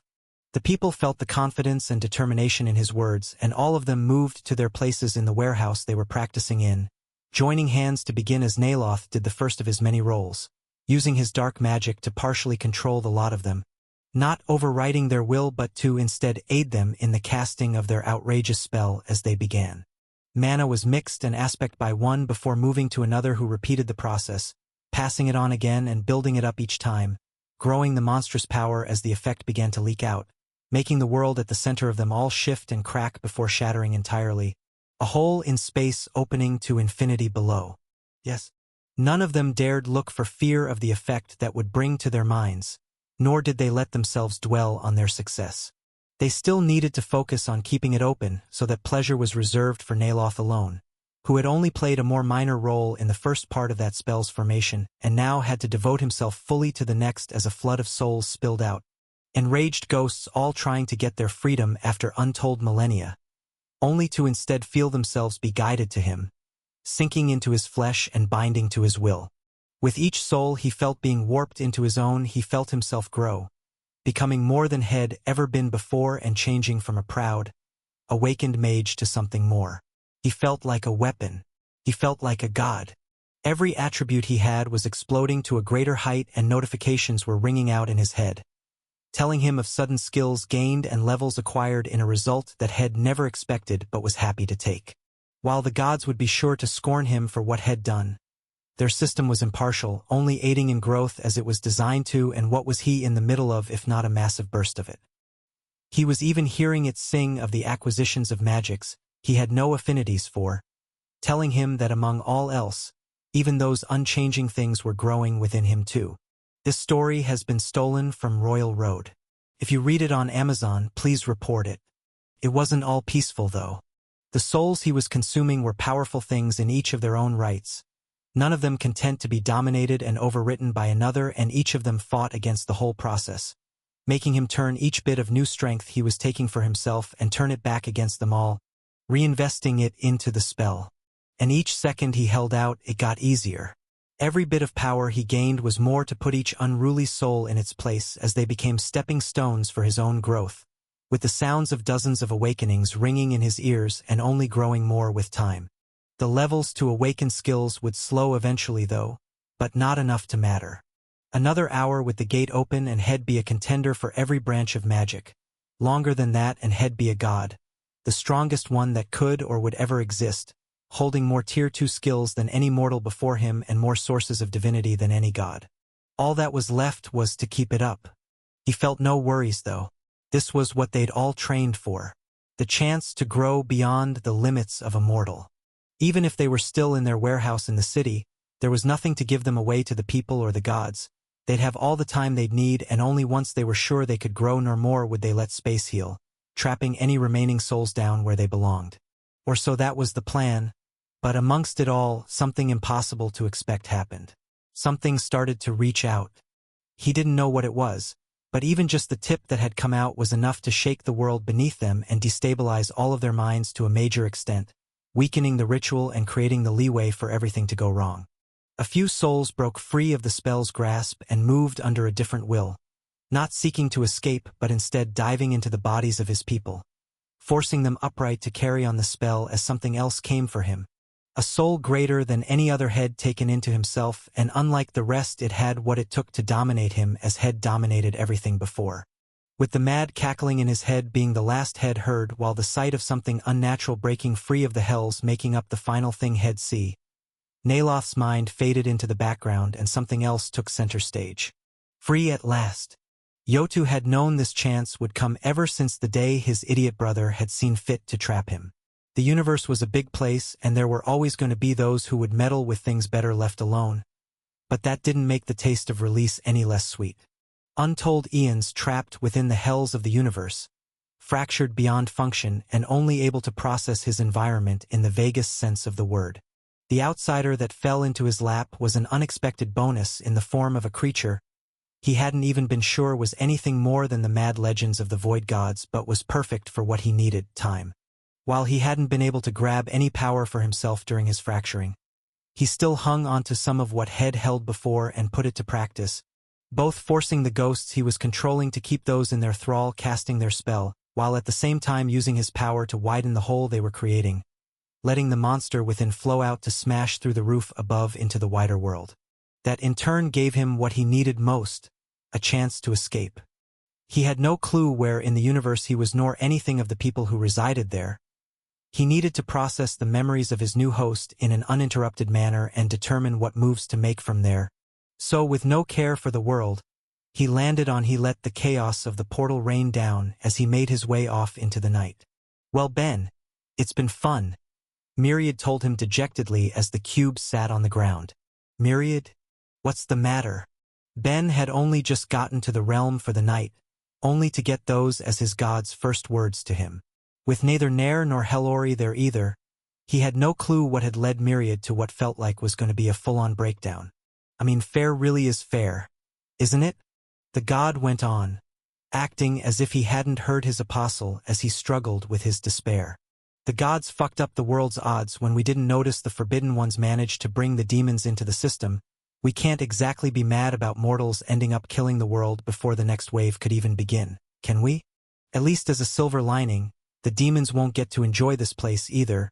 They may even end up getting a headache or two when they actually open the gates. That's probably the best we can hope for. Myriad, buddy, you're freaking me out here a little. Tell me what's wrong. For just a moment, it seemed like the god wasn't going to speak, content to stew in his sense of defeat. But as Ben waited, the cube eventually spoke up. I assume you remember the one member of Ibra's cohort we couldn't track down, that high elf Neloth. I do, Ben said, feeling his blood running cold.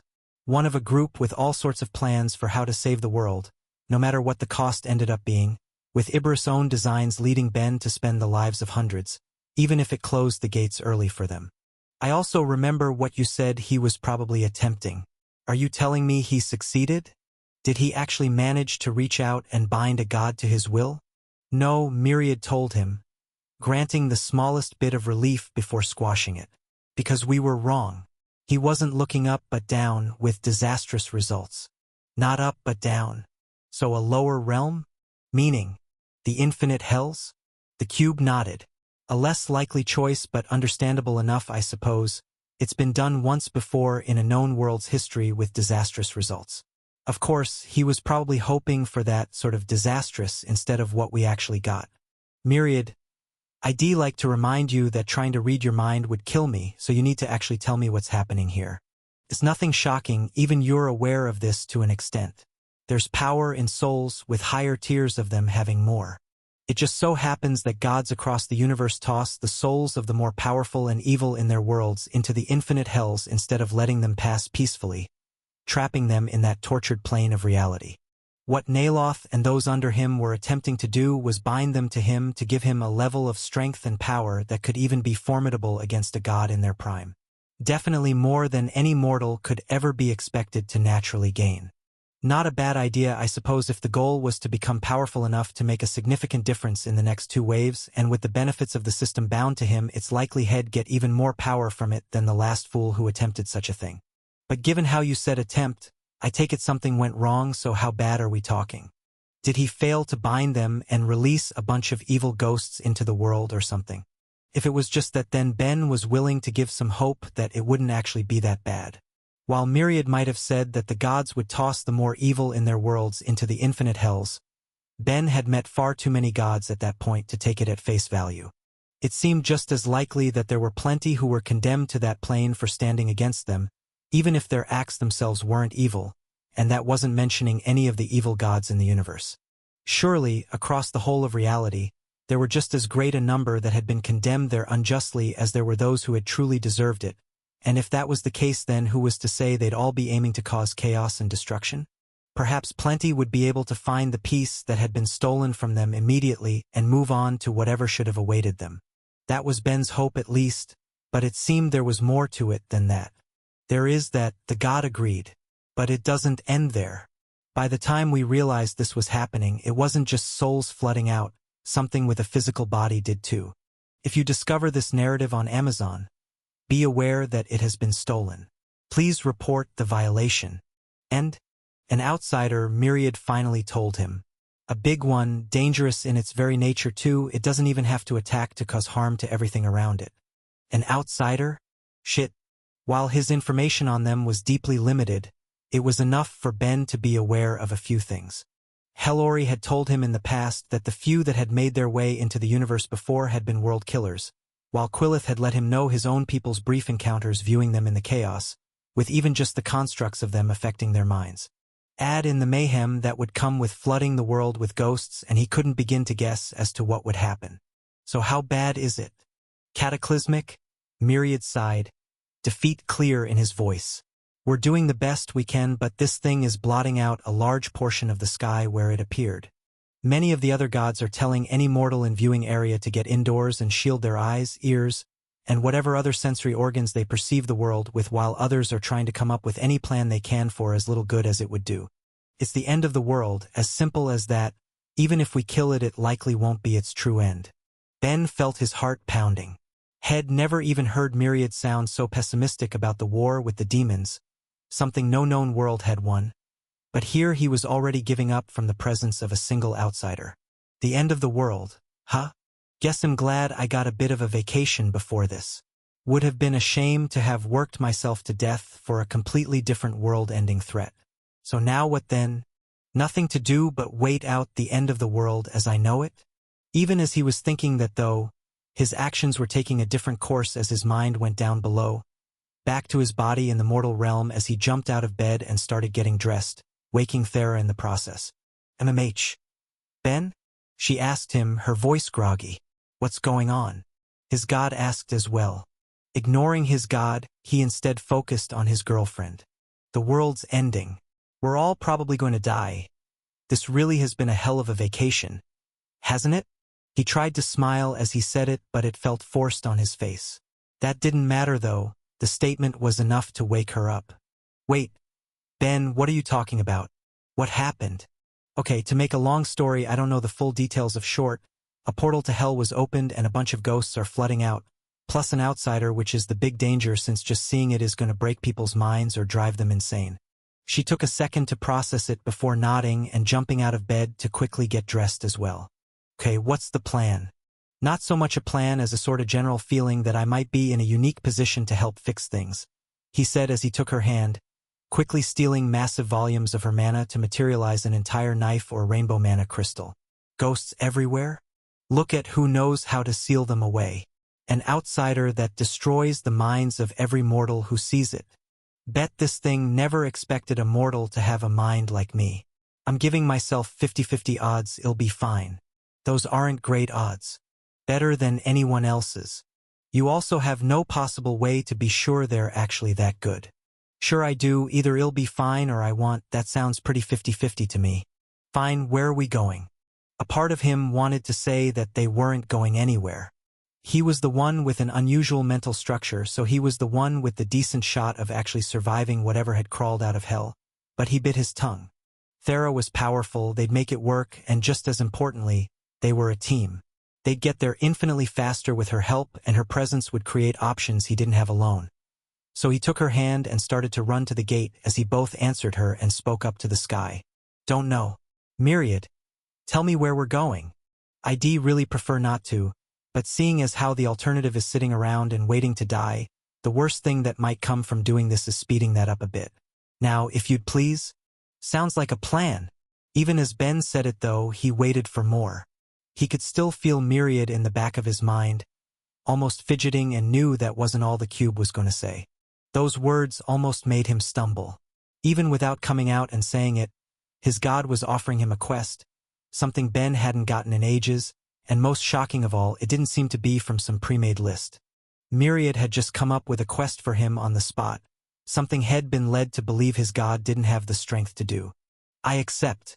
Just so you know, if I manage to survive this, then we are 100% having a conversation about this later. The second they passed through the gate, Thera wasted no time pulling away the paved stone below them and shaping it the best she could, creating a large basket for them to stand within as she flew them at high speeds to their distant destination while wind whipped by their faces. So how long until Thera's going to be in danger of seeing this thing? And how long till the world ends? Great, in that case, if you notice anything major before we arrive, then let me know. I'd hate to discover it has some crazy infinite torture ability that only activates when someone resists whatever it's doing to anyone's minds. Once again, great. Very cool, we'll get back to that. For now, when do you think we'll start running into ghosts then? Could have used some more heads up. Incoming. Thera yelled out, pulling him from his back and forth with Myriad as she jerked the basket upwards, causing a sudden fireball to hit its stone side instead of their far more delicate faces as the ghost in the distance prepared another, all while Ben directed a flurry of accusatory thoughts to his god. Well, we're sure seeing it now. Thera, give me a second. He once more stole a painful quantity of her mana, filling his soul with the stuff before applying a layer of rainbow mana crystal to the front of the cart that left him wanting to heave. Even with his knowledge on the topic and his high skill level, Head still needed to rapidly take in a tenth of Thera's insane volume to create that much, but he didn't have time to recover. He was already reaching over the edge to apply the enchantments it needed before yelling a direction for her. Any ghosts you see, just ram them, not wasting a second to let their mysterious adversary prepare another spell. She did what he said, shooting them both through the sky to pass through the intangible being, only to watch as it disappeared the moment its form struck the crystal, to be replaced with a flash of light. Okay, the soul crystal is properly functioning here, perfect, Ben muttered. That just leaves seeing how many it could hold. His far smaller, battery-sized crystals were capable of storing about 6 souls. But combining the fact that he could now enchant with awakened magics compared to when Head first made a soul crystal with the sheer size of the one they were using, and there was no way to be sure how many they'd be able to capture. This tale has been unlawfully obtained from Royal Road. If you discover it on Amazon, kindly report it. So we've just gotta hope it's enough. Even as they rushed, the next leg of the journey felt so horribly slow. They were seeing the occasional ghost that they'd go out of their way to ram, but they were still few and far between, with the issue being that they were scattering in all directions from a still distant central source.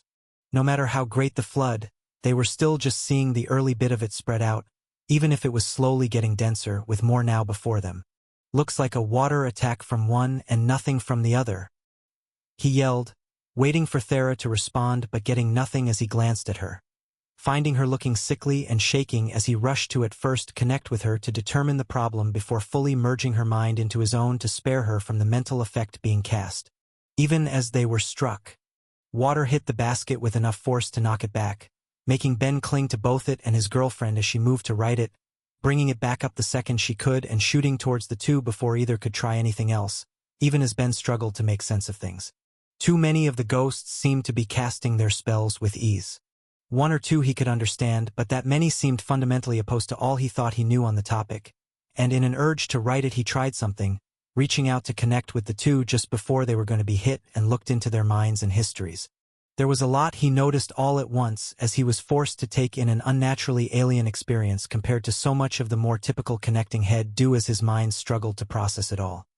He was seeing both creatures' histories, finding they'd come from both a Void and Jovian race which made them alien enough to him as he explored what he could of their thoughts and memories to learn of their people and culture, finding nothing objectionable about their god tossing the two tyrants into hell, but when it came to that part of their existences it was nothing but a blank.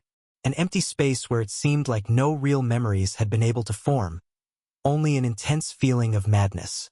It left him all the more curious about what the infinite hells even were, but he pushed the thought away for the time being, resolving to explore the minds of any other ghosts they came across and instead focused on a different discovery. They were being controlled. Myriad. It looks like all of these things are able to cast their spells because they have something exerting their will over them. What's the odds it's the outsider? Wow, I really wish I could get some more definite answers than just a bunch of maybes and probablys. I know, sorry. How are things up there? Okay, bad sounds like an understatement. Which is, I hate every single one of you up there. Myriad sighed in his head. Fine, but if all of you bastards up there are going to be depending on me, then just you wait. I'm coming for a proper reward whether you like it or not. I am not being treated as the world's last freaking hope without being properly compensated. Fine, Ben gave in, all while his thoughts were filled with grumbles about no good gods who were only willing to properly appreciate him when they could see a way he'd be useful. Again, Ather shouted out at the people surrounding him, paying no mind to those head already knocked down as he started to fight more, hardening and strengthening his body with his earth augmentation while swinging his spear, all to work out his burning frustration and rage. That was all he could do after his last failed murder attempt, his mortal father and the church as a whole having sent him away under the guise of training. Even if he was well aware they simply didn't want him around to cause problems for a while when the wounds of that monster's visit were still so fresh, with none of them satisfied in the end. Head failed and the apostle still drew breath. No matter how much he trained and grew, it did nothing for the memories of his defeat against a disgusting nobody. The feeling of his humiliating loss still clung to him like a poison, eating away at his mind with every day he needed to suffer the indignity of sharing the world with his hated enemy. Even without a scar to show it after all of the healers had worked on him, he still felt that cut that had dug through his flesh and the ache of the mysterious weapon that Coward had blasted him with, a pain he knew would never fade until he finally got his revenge. If I get my revenge, he growled as the thought crossed his mind and the spear clenched in his hands strained under the newfound pressure. Both times the statue had fallen head failed to end things, instead suffering only more indignation to bring back what he saw as the natural order, not just from the hands of the apostle, but his woman as well. Had given that very woman an opportunity to actually matter, and that was how she repaid his kindness? By helping the sworn enemy of his father's church attack him? It was beyond outrageous and marked her as just another target for revenge. All he needed was the how of it all. Ather, please, a voice said meekly, pulling the demigod from his thoughts to focus back on those he was fighting, or what was left of his training partners. All of them were laying broken and bleeding on the ground. not one good enough to pass the time with, as he shook his head in disgust and left without another word to practice his spearmanship by himself, with a target for all of his blows existing as firmly in his mind as the day they'd had their duel. That night he went to sleep, angry and alone as had been forced to so often recently. He had no lovers in the city had been banished to, and even his summoned companion Drays had stayed behind to enjoy what few of the failing comforts their ever-poorer church could offer. Unauthorized usage. This narrative is on Amazon without the author's consent. Report any sightings. Just the thought of it sent another bout of rage ripping through him. Because of the mistake of his mortal father, Felth, everyone had to tighten their belts, even him, all to give more and more money to appease their enemy. How could the thought leave him anything but angry? The very notion kept him from getting the rest his body craved, made worse by the sudden shaking of the floor beneath him. But after another hour he was finally able to drift off, opening his eyes to his father's realm. It was a place he'd been to only a few times before, but each time stood out enough to imprint the environment in his mind. The strange space, reminiscent of what he might see when going through the gate, was filled with representations of his people's lost histories. Representations and recreations of ancient wars long forgotten by modern folk, along with great weapons that were wielded and leaders or champions his father had favored that had turned the tides of battles, all on display for the few that were fortunate enough to be brought up there to see. In the middle of it all was his father, examining one of the displays and not saying anything as Ather broke into a deep bow, showing his respect and silently waiting to be acknowledged, not daring to speak first as the minutes wore by. Ather, Ineth eventually said, still not sparing a glance, "It's time for you to work and raise your standing." "Of course, father," he said, still in a bow. "What would you have me do? Some fool has gone and opened a gate to hell and put the world on a path to destruction," his father told him, going briefly into the details of exactly what happened before going on. "While you may not have a useful magic for this situation, you'll be expected to protect the light and death mages who do. Show the world the strength of the Church of Ineth and do not disappoint me. Not to worry, father. None will question our strength when they witness my power. I will make you proud. See that you do," Ineth told him, seeming as though their conversation was done until he said one final thing. "Ah, and so none can complain that I didn't at least tell you, the Apostle of Myriad will also be there attempting to deal with this. Should you encounter him, make sure you behave in a way becoming of the son of a war god. That's all I ever do." His father nodded with those final words before Ather found himself back in his bed, rushing up and off through the gate to meet with the space mage who would be helping so many get to the distant spot across the globe, all while his father's words echoed in his head. Behave in a way becoming of the son of a war god. Neither needed to spell out what that meant, both knew easily. Ather was getting his chance. No son of any god should accept what happened to him. In the chaos of it all, he would find Ben and finally kill him, reclaiming his dignity and peace. "Oof, that was a weird one," Ben said with a shiver after reading another ghost's memories. "Why, what was it this time? Some star species, only instead of being like any of the others I peeked into, I think its original species wasn't made of matter or mana but instead energy. It was really weird to try and process. Also another notch I'm using to confirm that the majority of gods are bastards." With not much else he could do on their journey out, Ben had taken to exploring the minds of every ghost he could write until they entrapped them, finding both something he'd been too busy to notice on the first few, their unique status, same as he'd expect of any living individual on the world, but also where they'd each come from, namely a variety of species across the universe and all walks of life. He was seeing plenty that had evolved on planets, the same as the majority of life he was aware of, but he was also encountering those that had been born to other environments in equal measures too. Gas giants, the void, the stars, with each environment having its own unique set of circumstances for the people and the memories he was seeing, and just as much as anything else, helped confirm a suspicion of Ben's. While he was seeing his share of terrors and tyrants, he was also seeing plenty of minds that he would happily call innocent of the sort of wrongdoing that would demand damnation, instead fitting more snugly to his earlier assumption. Many were the victims or enemies of evil gods who had fought against them a bit too heavily, but more than a few were sent there by their own gods for largely superficial reasons or due to being eyesores, not the sort of heinous crimes that would demand that type of punishment. Each time he found one undeserving of their sentence, he gave them a small prayer, even as he condemned them to a different imprisonment. They may have been innocent, but they were being controlled. He couldn't let them be used to cause chaos and destruction and death across the world. Which means if I survive, I'll have to figure out what to do with the soul crystal later. Maybe I can get Lux to help? It was a future problem at least, one he didn't need to worry too deeply on in the moment as they made their way to bash into the next ghost in their view, with their number only growing greater the closer they got to the center of it all and smashed through it, only for the limits of the soul crystal to catch up. Without a burst of light to greet them, that told them it hadn't been sealed away, only passed through to cause whatever harm it could. Not good. No matter how fast Thera regenerates her mana, she's burning a lot to get us there as fast as she can, and I already stole so much from her to materialize the crystal in the first place. It probably wouldn't be a good idea to steal more, but that means we're doing nothing about all of the ghosts. Maybe they shouldn't be a priority, but then they'll be able to harass us while we deal with the outsider. Not really liking my options. Saving mana for later versus dealing with the problem now. He could feel flaws in both choices, and his various thoughts bumbled around for any alternative while Thera kept on, taking evasive maneuvers around the ghosts instead of ramming them like before and hoping that they wouldn't follow or attack from behind.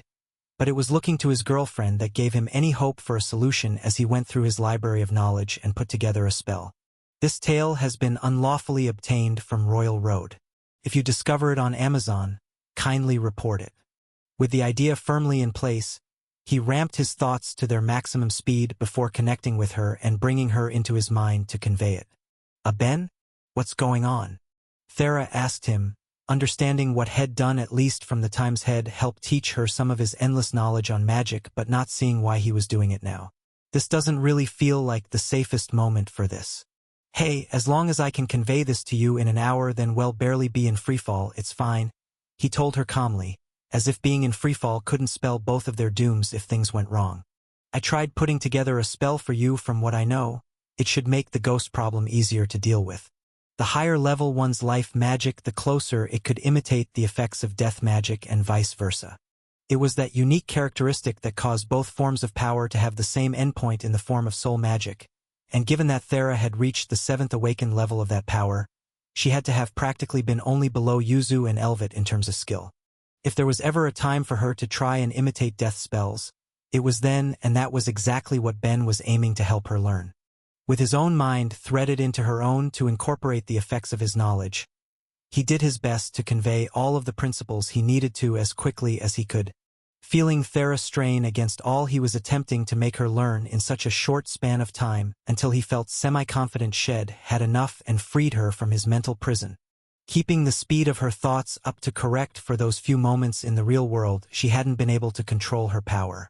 All right, time for some hands-on practice, Ben yelled while she did her best to divide her focus between keeping them up in the air and casting a new spell for the first time, all while a new group of ghosts was flying just ahead. You got this. I really don't, she yelled back as she barreled through them, unable to get the new spell fired in time, while Ben checked behind them to be sure they weren't about to deal with any surprise attacks. In that case, you've got it for the next group of them. I believe in you.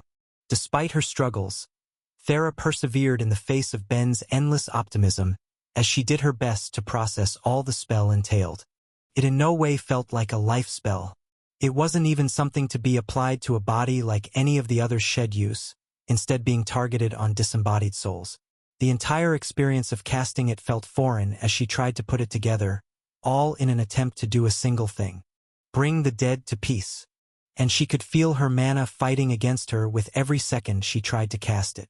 It wasn't a way it wanted to be bent, like she was fighting against its basic nature. Just because the two powers grew closer didn't mean it was going to come easily, and she felt every bit of struggle trying to make it work. All the while she had to keep the basket carrying them in the air and rushing on. They passed through more ghosts as she struggled with the spell, evading when she needed to as Ben kept an eye out for any attacks from the ones they passed as well, giving her the leeway she needed. Despite all of the other work to be done, she tried casting the unusual spell, letting her mana radiate out in all directions as Ben watched the passing souls to confirm the effects. And it was instantaneous. When Thera's mana hit any of them, They froze in place, seeming more confused than anything else before gently fading away, as if they'd never been there at all, leaving him to cheer. Knew you could do it. He laughed, feeling just a bit of relief to have at least one thing go well. She'd still need some practice to really get used to casting that spell, but with everything going on, she was going to get it. What really mattered was that they now had a way of dealing with the ever-growing ghost army, leaving only the big problem left to deal with. Myriad told him, "Thera, bring us down," Ben told her before going back to address the sky. "And Myriad, what should I be doing to make sure she's okay?" "Got it. Thera, 1 second. He passed on what Myriad told him before spending his own mana, first materializing wax to shove into her ears before creating a dense ear covering, arranging the structure of it to absorb as much sound as possible, and hoped it would be enough to protect her from whatever was to come. "Can you hear me?" he asked, connecting with her just to be sure from his perspective and finding no noise getting through. "Okay, perfect, now to just see how I'm going to handle this." They kept going onwards, only slowing down a bit as Thera kept casting her new spelling, firing at any time Ben told her to through connect. Don't connect with the interdimensional monster, gotcha. He didn't really need to be told. If connecting with a god would supposedly fry his brain, then he didn't want to know what would come from that far scarier meeting of the minds. Hell, he didn't really want to be there at all. It was only the fact that doing nothing meant dying anyway that gave him the drive to try and deal with the experience. They were low enough now that they were following a road instead of traveling through the sky, hiding plenty of it thanks to branches of overhead trees, but he was already seeing a sign that they were closer and of things to come. Winged creatures of all sorts, be they birds or more bat-like, flying reptiles or creatures that didn't have an earthen equivalent were littering the ground, each of them alive but convulsing, all dealing with the effects of something they weren't meant to be able to process, with Ben beginning to get just a hint of it too. It was a distant noise, tickling his eardrums and making its way across his skin, tingling unnaturally in a way that refused to be comprehended. Even with his unnatural mind, he was failing. Each time he tried to think back on the distant things, he could hear his mind came up blank, unable to replicate the sounds even in the comfort of his own head. Which kind of feels like a bad sign for however I'm going to react when I see this thing with my own 2 eyes. I'm not going to just sit around and wait for my death, so don't bother. He did as Myriad said, materializing a blindfold while at the same time connecting to her to help guide their travel. He was now responsible for informing her of any oncoming obstacles, ghosts, whether they were drifting too high or too low and whether they were staying on the path, but he had the mental leeway for it. What he didn't have the leeway for was processing the thing he was seeing the second the trees broke. Off in the distance, hovering in the sky while at a scale that seemed to usually take up a big portion of it, was a giant, twisting, shifting thing. Just trying to describe it was hurting his brain. He didn't think it reflected any light, but it certainly had a color to be seen, just because it wasn't part of the visual spectrum of any creature head peered through the eyes of seemed irrelevant. The fact that, as far as he knew, that meant there was nothing in his biology that should have been able to process and perceived it as a color either entered a single mind in his head as more of an interesting footnote than anything else, with the majority of him focused on trying to understand. A case of content theft. This narrative is not rightfully on Amazon. If you spot it, report the violation. The first of which he managed to do was understand that looking at it hurt. He felt pain in his mind, body, and soul, with nausea in equal measures too, along with other, stranger sensations he didn't think his biology was capable of processing.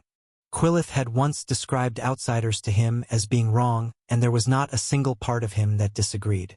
Nothing he was seeing was fit to inhabit the same reality as him. It didn't belong in the most obvious of ways. The next thing he was able to understand was that, despite all of that, he was still sane.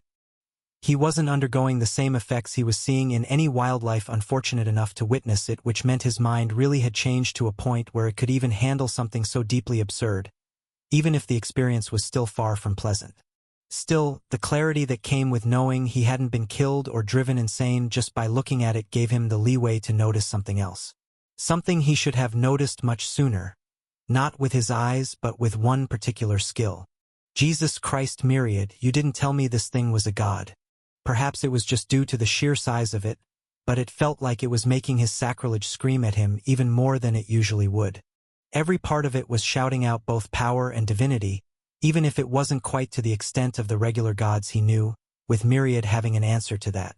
Okay, what I'm hearing is to try and jam a soul crystal into it before I kill it to make all of the gods extra Omi one. Got it. That's literally every part of this. Not much difference between aiming for impossible or impossible plus one. And in a strange twist of good news, this actually just got substantially more possible. Ben tapped at his eyes. You're talking to the king of sacrilege, baby. This thing's gonna be a god? I can see its weak points. Of course, Myriad's right. That's still easier said than done. He still didn't understand what he was seeing, not really, but he had his suspicions. The monster still looked like a twisting and shifting mass, both shrinking in and pulsing out with some parts disappearing as others emerged. It was constant, sickening movement as it drifted across the sky in a spasm, but whatever it was doing was making its few weak spots appear and disappear in a patternless fluctuation as he took a hesitant guess as to what was happening. Myriad, I need you to go confirm something with a spatial god for me. I think this thing is somehow existing in more spatial dimensions than the universe actually has. He didn't know if there'd be anything useful about that information. He just wanted it for the small comfort that any level of understanding of what he was seeing would give him. In the face of something that denied all explanations, what he wanted most were answers, with Myriad giving him what he could. Okay, well, we need to accept some things about it, but how the hell would that even be possible? That's basically forcing some foreign physics on the universe as a whole. Okay, touch, but I blew myself up doing it on the atomic scale. Which is, just keep saying, my God, Myriad. Tell me this thing doesn't have system access. Sapience and proximity were the key requirements for the system to properly bind to someone. As far as Ben knew, those were really the core rules of it. But no matter how strange the creature was, he didn't see any reason to assume it would apply. His God, however, could see plenty. Myriad went on. So an untold eternity could be a recipe for outsiders getting system access just by virtue of all they could potentially learn and experience in that time, no matter how initially dumb. Great, just freaking great. How powerful it could become if they didn't stop it soon immediately rushed to the top of Ben's list of worries, only to fall down by one a second later. The monster moved, shaking the world with it. It took him far too long to realize it was even doing anything at all, instead assuming the movement he was seeing was nothing more than an extension of the strange, ever-present warping it was going through, but he was wrong. Tendrils of it were stretching out in all directions, and in one movement they smashed down, hitting against the earth and sky, bringing a sharp sound of cracking with it that shook Ben to his core and let him alone see the consequences that the seemingly random act had. More than just its effect of shaking the world around them, knocking down trees in all directions and throwing up plumes of dirt into the sky. Each strike resulted in a series of cracks lingering in space itself, each only existing for a few seconds at most before healing under the universe's own power, but all undeniably there, their existence worrying enough to pull his mind from the unnatural monster before him. God, I really don't want to know what will happen if it keeps doing that. Seeing it only made the countdown to demise start ticking faster in his head as he directed Thera to get closer, the entire time trying to think about what they could possibly do. The thing was floating in the sky and had to be kilometers across. Even if they managed to kill it, bringing it down would likely be devastating to the area around them. Not that there's actually a choice in the matter here. Maybe if we manage to get lucky, then it will be as light as styrofoam and won't have an effect similar to dropping a giant meteor on the planet. Which would mean there'd only be a giant uninhabited region that nobody could go to, because going anywhere near this huge thing might still break their mind even with it dead. Great. Not to mention what would happen if it undergoes some form of decay and starts polluting the world with whatever it's made of. Okay, note to self, assuming I live, find a way to get off this planet. For now, back to the task at hand. Thera's going to be burning a lot of mana for this. Knowing they were going to need plenty of rainbow mana crystal, Ben broke the enchantment on the soul crystal head already made, while at the same time getting Thera to cast her new spell, watching as ghosts escaped it, only to be forced into peace mere seconds later, freeing up the resource for his own use as he used his magic to break it down into a few hundred small bullets, each waiting to be enchanted upon as he drove up the speed of his mines to their newest maximum, turning each into a modified version of a soul crystal while adding only a few noticeable differences. The first was strengthening them to the extreme. Head-made bullets and fully intended to shoot them, meaning the force of firing couldn't be allowed to destroy them or the enchantments along the way or upon impact. If they couldn't stay whole, then they had no chance. The second change was more minor in comparison. Head always built the crystals to light up briefly after absorbing a soul. He just changed that to be a permanent affair, making it so that if any of them really managed to absorb the beast's soul, they should be able to tell. Finally was the last additional function, one that didn't come from any of his rings but instead from within his own status. Long ago, Head practiced and experimented to figure out how to use his bind skill in enchanting, and it was time for him to put it to use, tying its effect into the light enchantment so that the tracking aspects would only activate for the crystal that actually succeeded in its job, and materializing a compass to tie the effect to, giving him a way to track it after. Stolen from its rightful place, this narrative is not meant to be on Amazon. Report any sightings. All that left was the manner in which Head shoot them as he looked at how far away the beast still was, along with the force it was likely going to take to hit it. Well, the good news is that as long as I can make it fire far enough, there's basically no chance I miss. The bad news is to get as much force as I think I'm going to need. Every shot I make is probably going to hurt. Oh well, one day it'll get the pain resistance of my dreams. There was also the question of what would happen to any bullets that ended up in regions of the creature that seemed to be fading into and out of new dimensions of space. If they'd be brought with it, then that would be fine, but what if they instead fell out, being left behind in normal space and as a result dropped to the ground? Just one more of an infinite number of worries. I just won't use them all at once. Now enough time for stressing, gotta actually do this. He stole some of Thera's mana to materialize a gun and apply enchantments to give it more power than Head ever attempted before, and got Thera to finally bring them to a stop in the closest range. He felt they could attack from without too much added risk to themselves, feeling his adrenaline spike from having the monster hovering so close to directly over top of them. He could keep putting things off, trying to find the perfect plan to make things actually work for them, but nothing would be as significant as taking that first shot. So with him acting as the eyes of them both, Thera beside him held forth her staff and ripped giant chunks of stone from the ground below before shooting them out, the blowback from the force of fire kicking up wind around them as Ben watched it strike, not hitting the point he was hoping for but still making contact with the creature itself, with no effect other than seeming to get its attention. All at once, a tendril that hadn't existed in normal space only seconds before appeared from nowhere and smacked down towards them as Ben made Thera move, the two going far faster than Head ever wanted when she was driving blind as he took his own turn to shoot, feeling the recoil of his overpowered gun kicking back at his arms as bullet blasted off. Each one was too small to see with any certainty if they'd actually hit. All he could do was trust that the small spasming he was seeing every now and then from the beast was a good sign and hope for the best as Thera fired off another attack, bringing even more tendrils with it as it tried to fight back. Wait, are we actually doing this? Are we hurting it? It was a hopeful thought, but one quickly lost to the reality of the situation.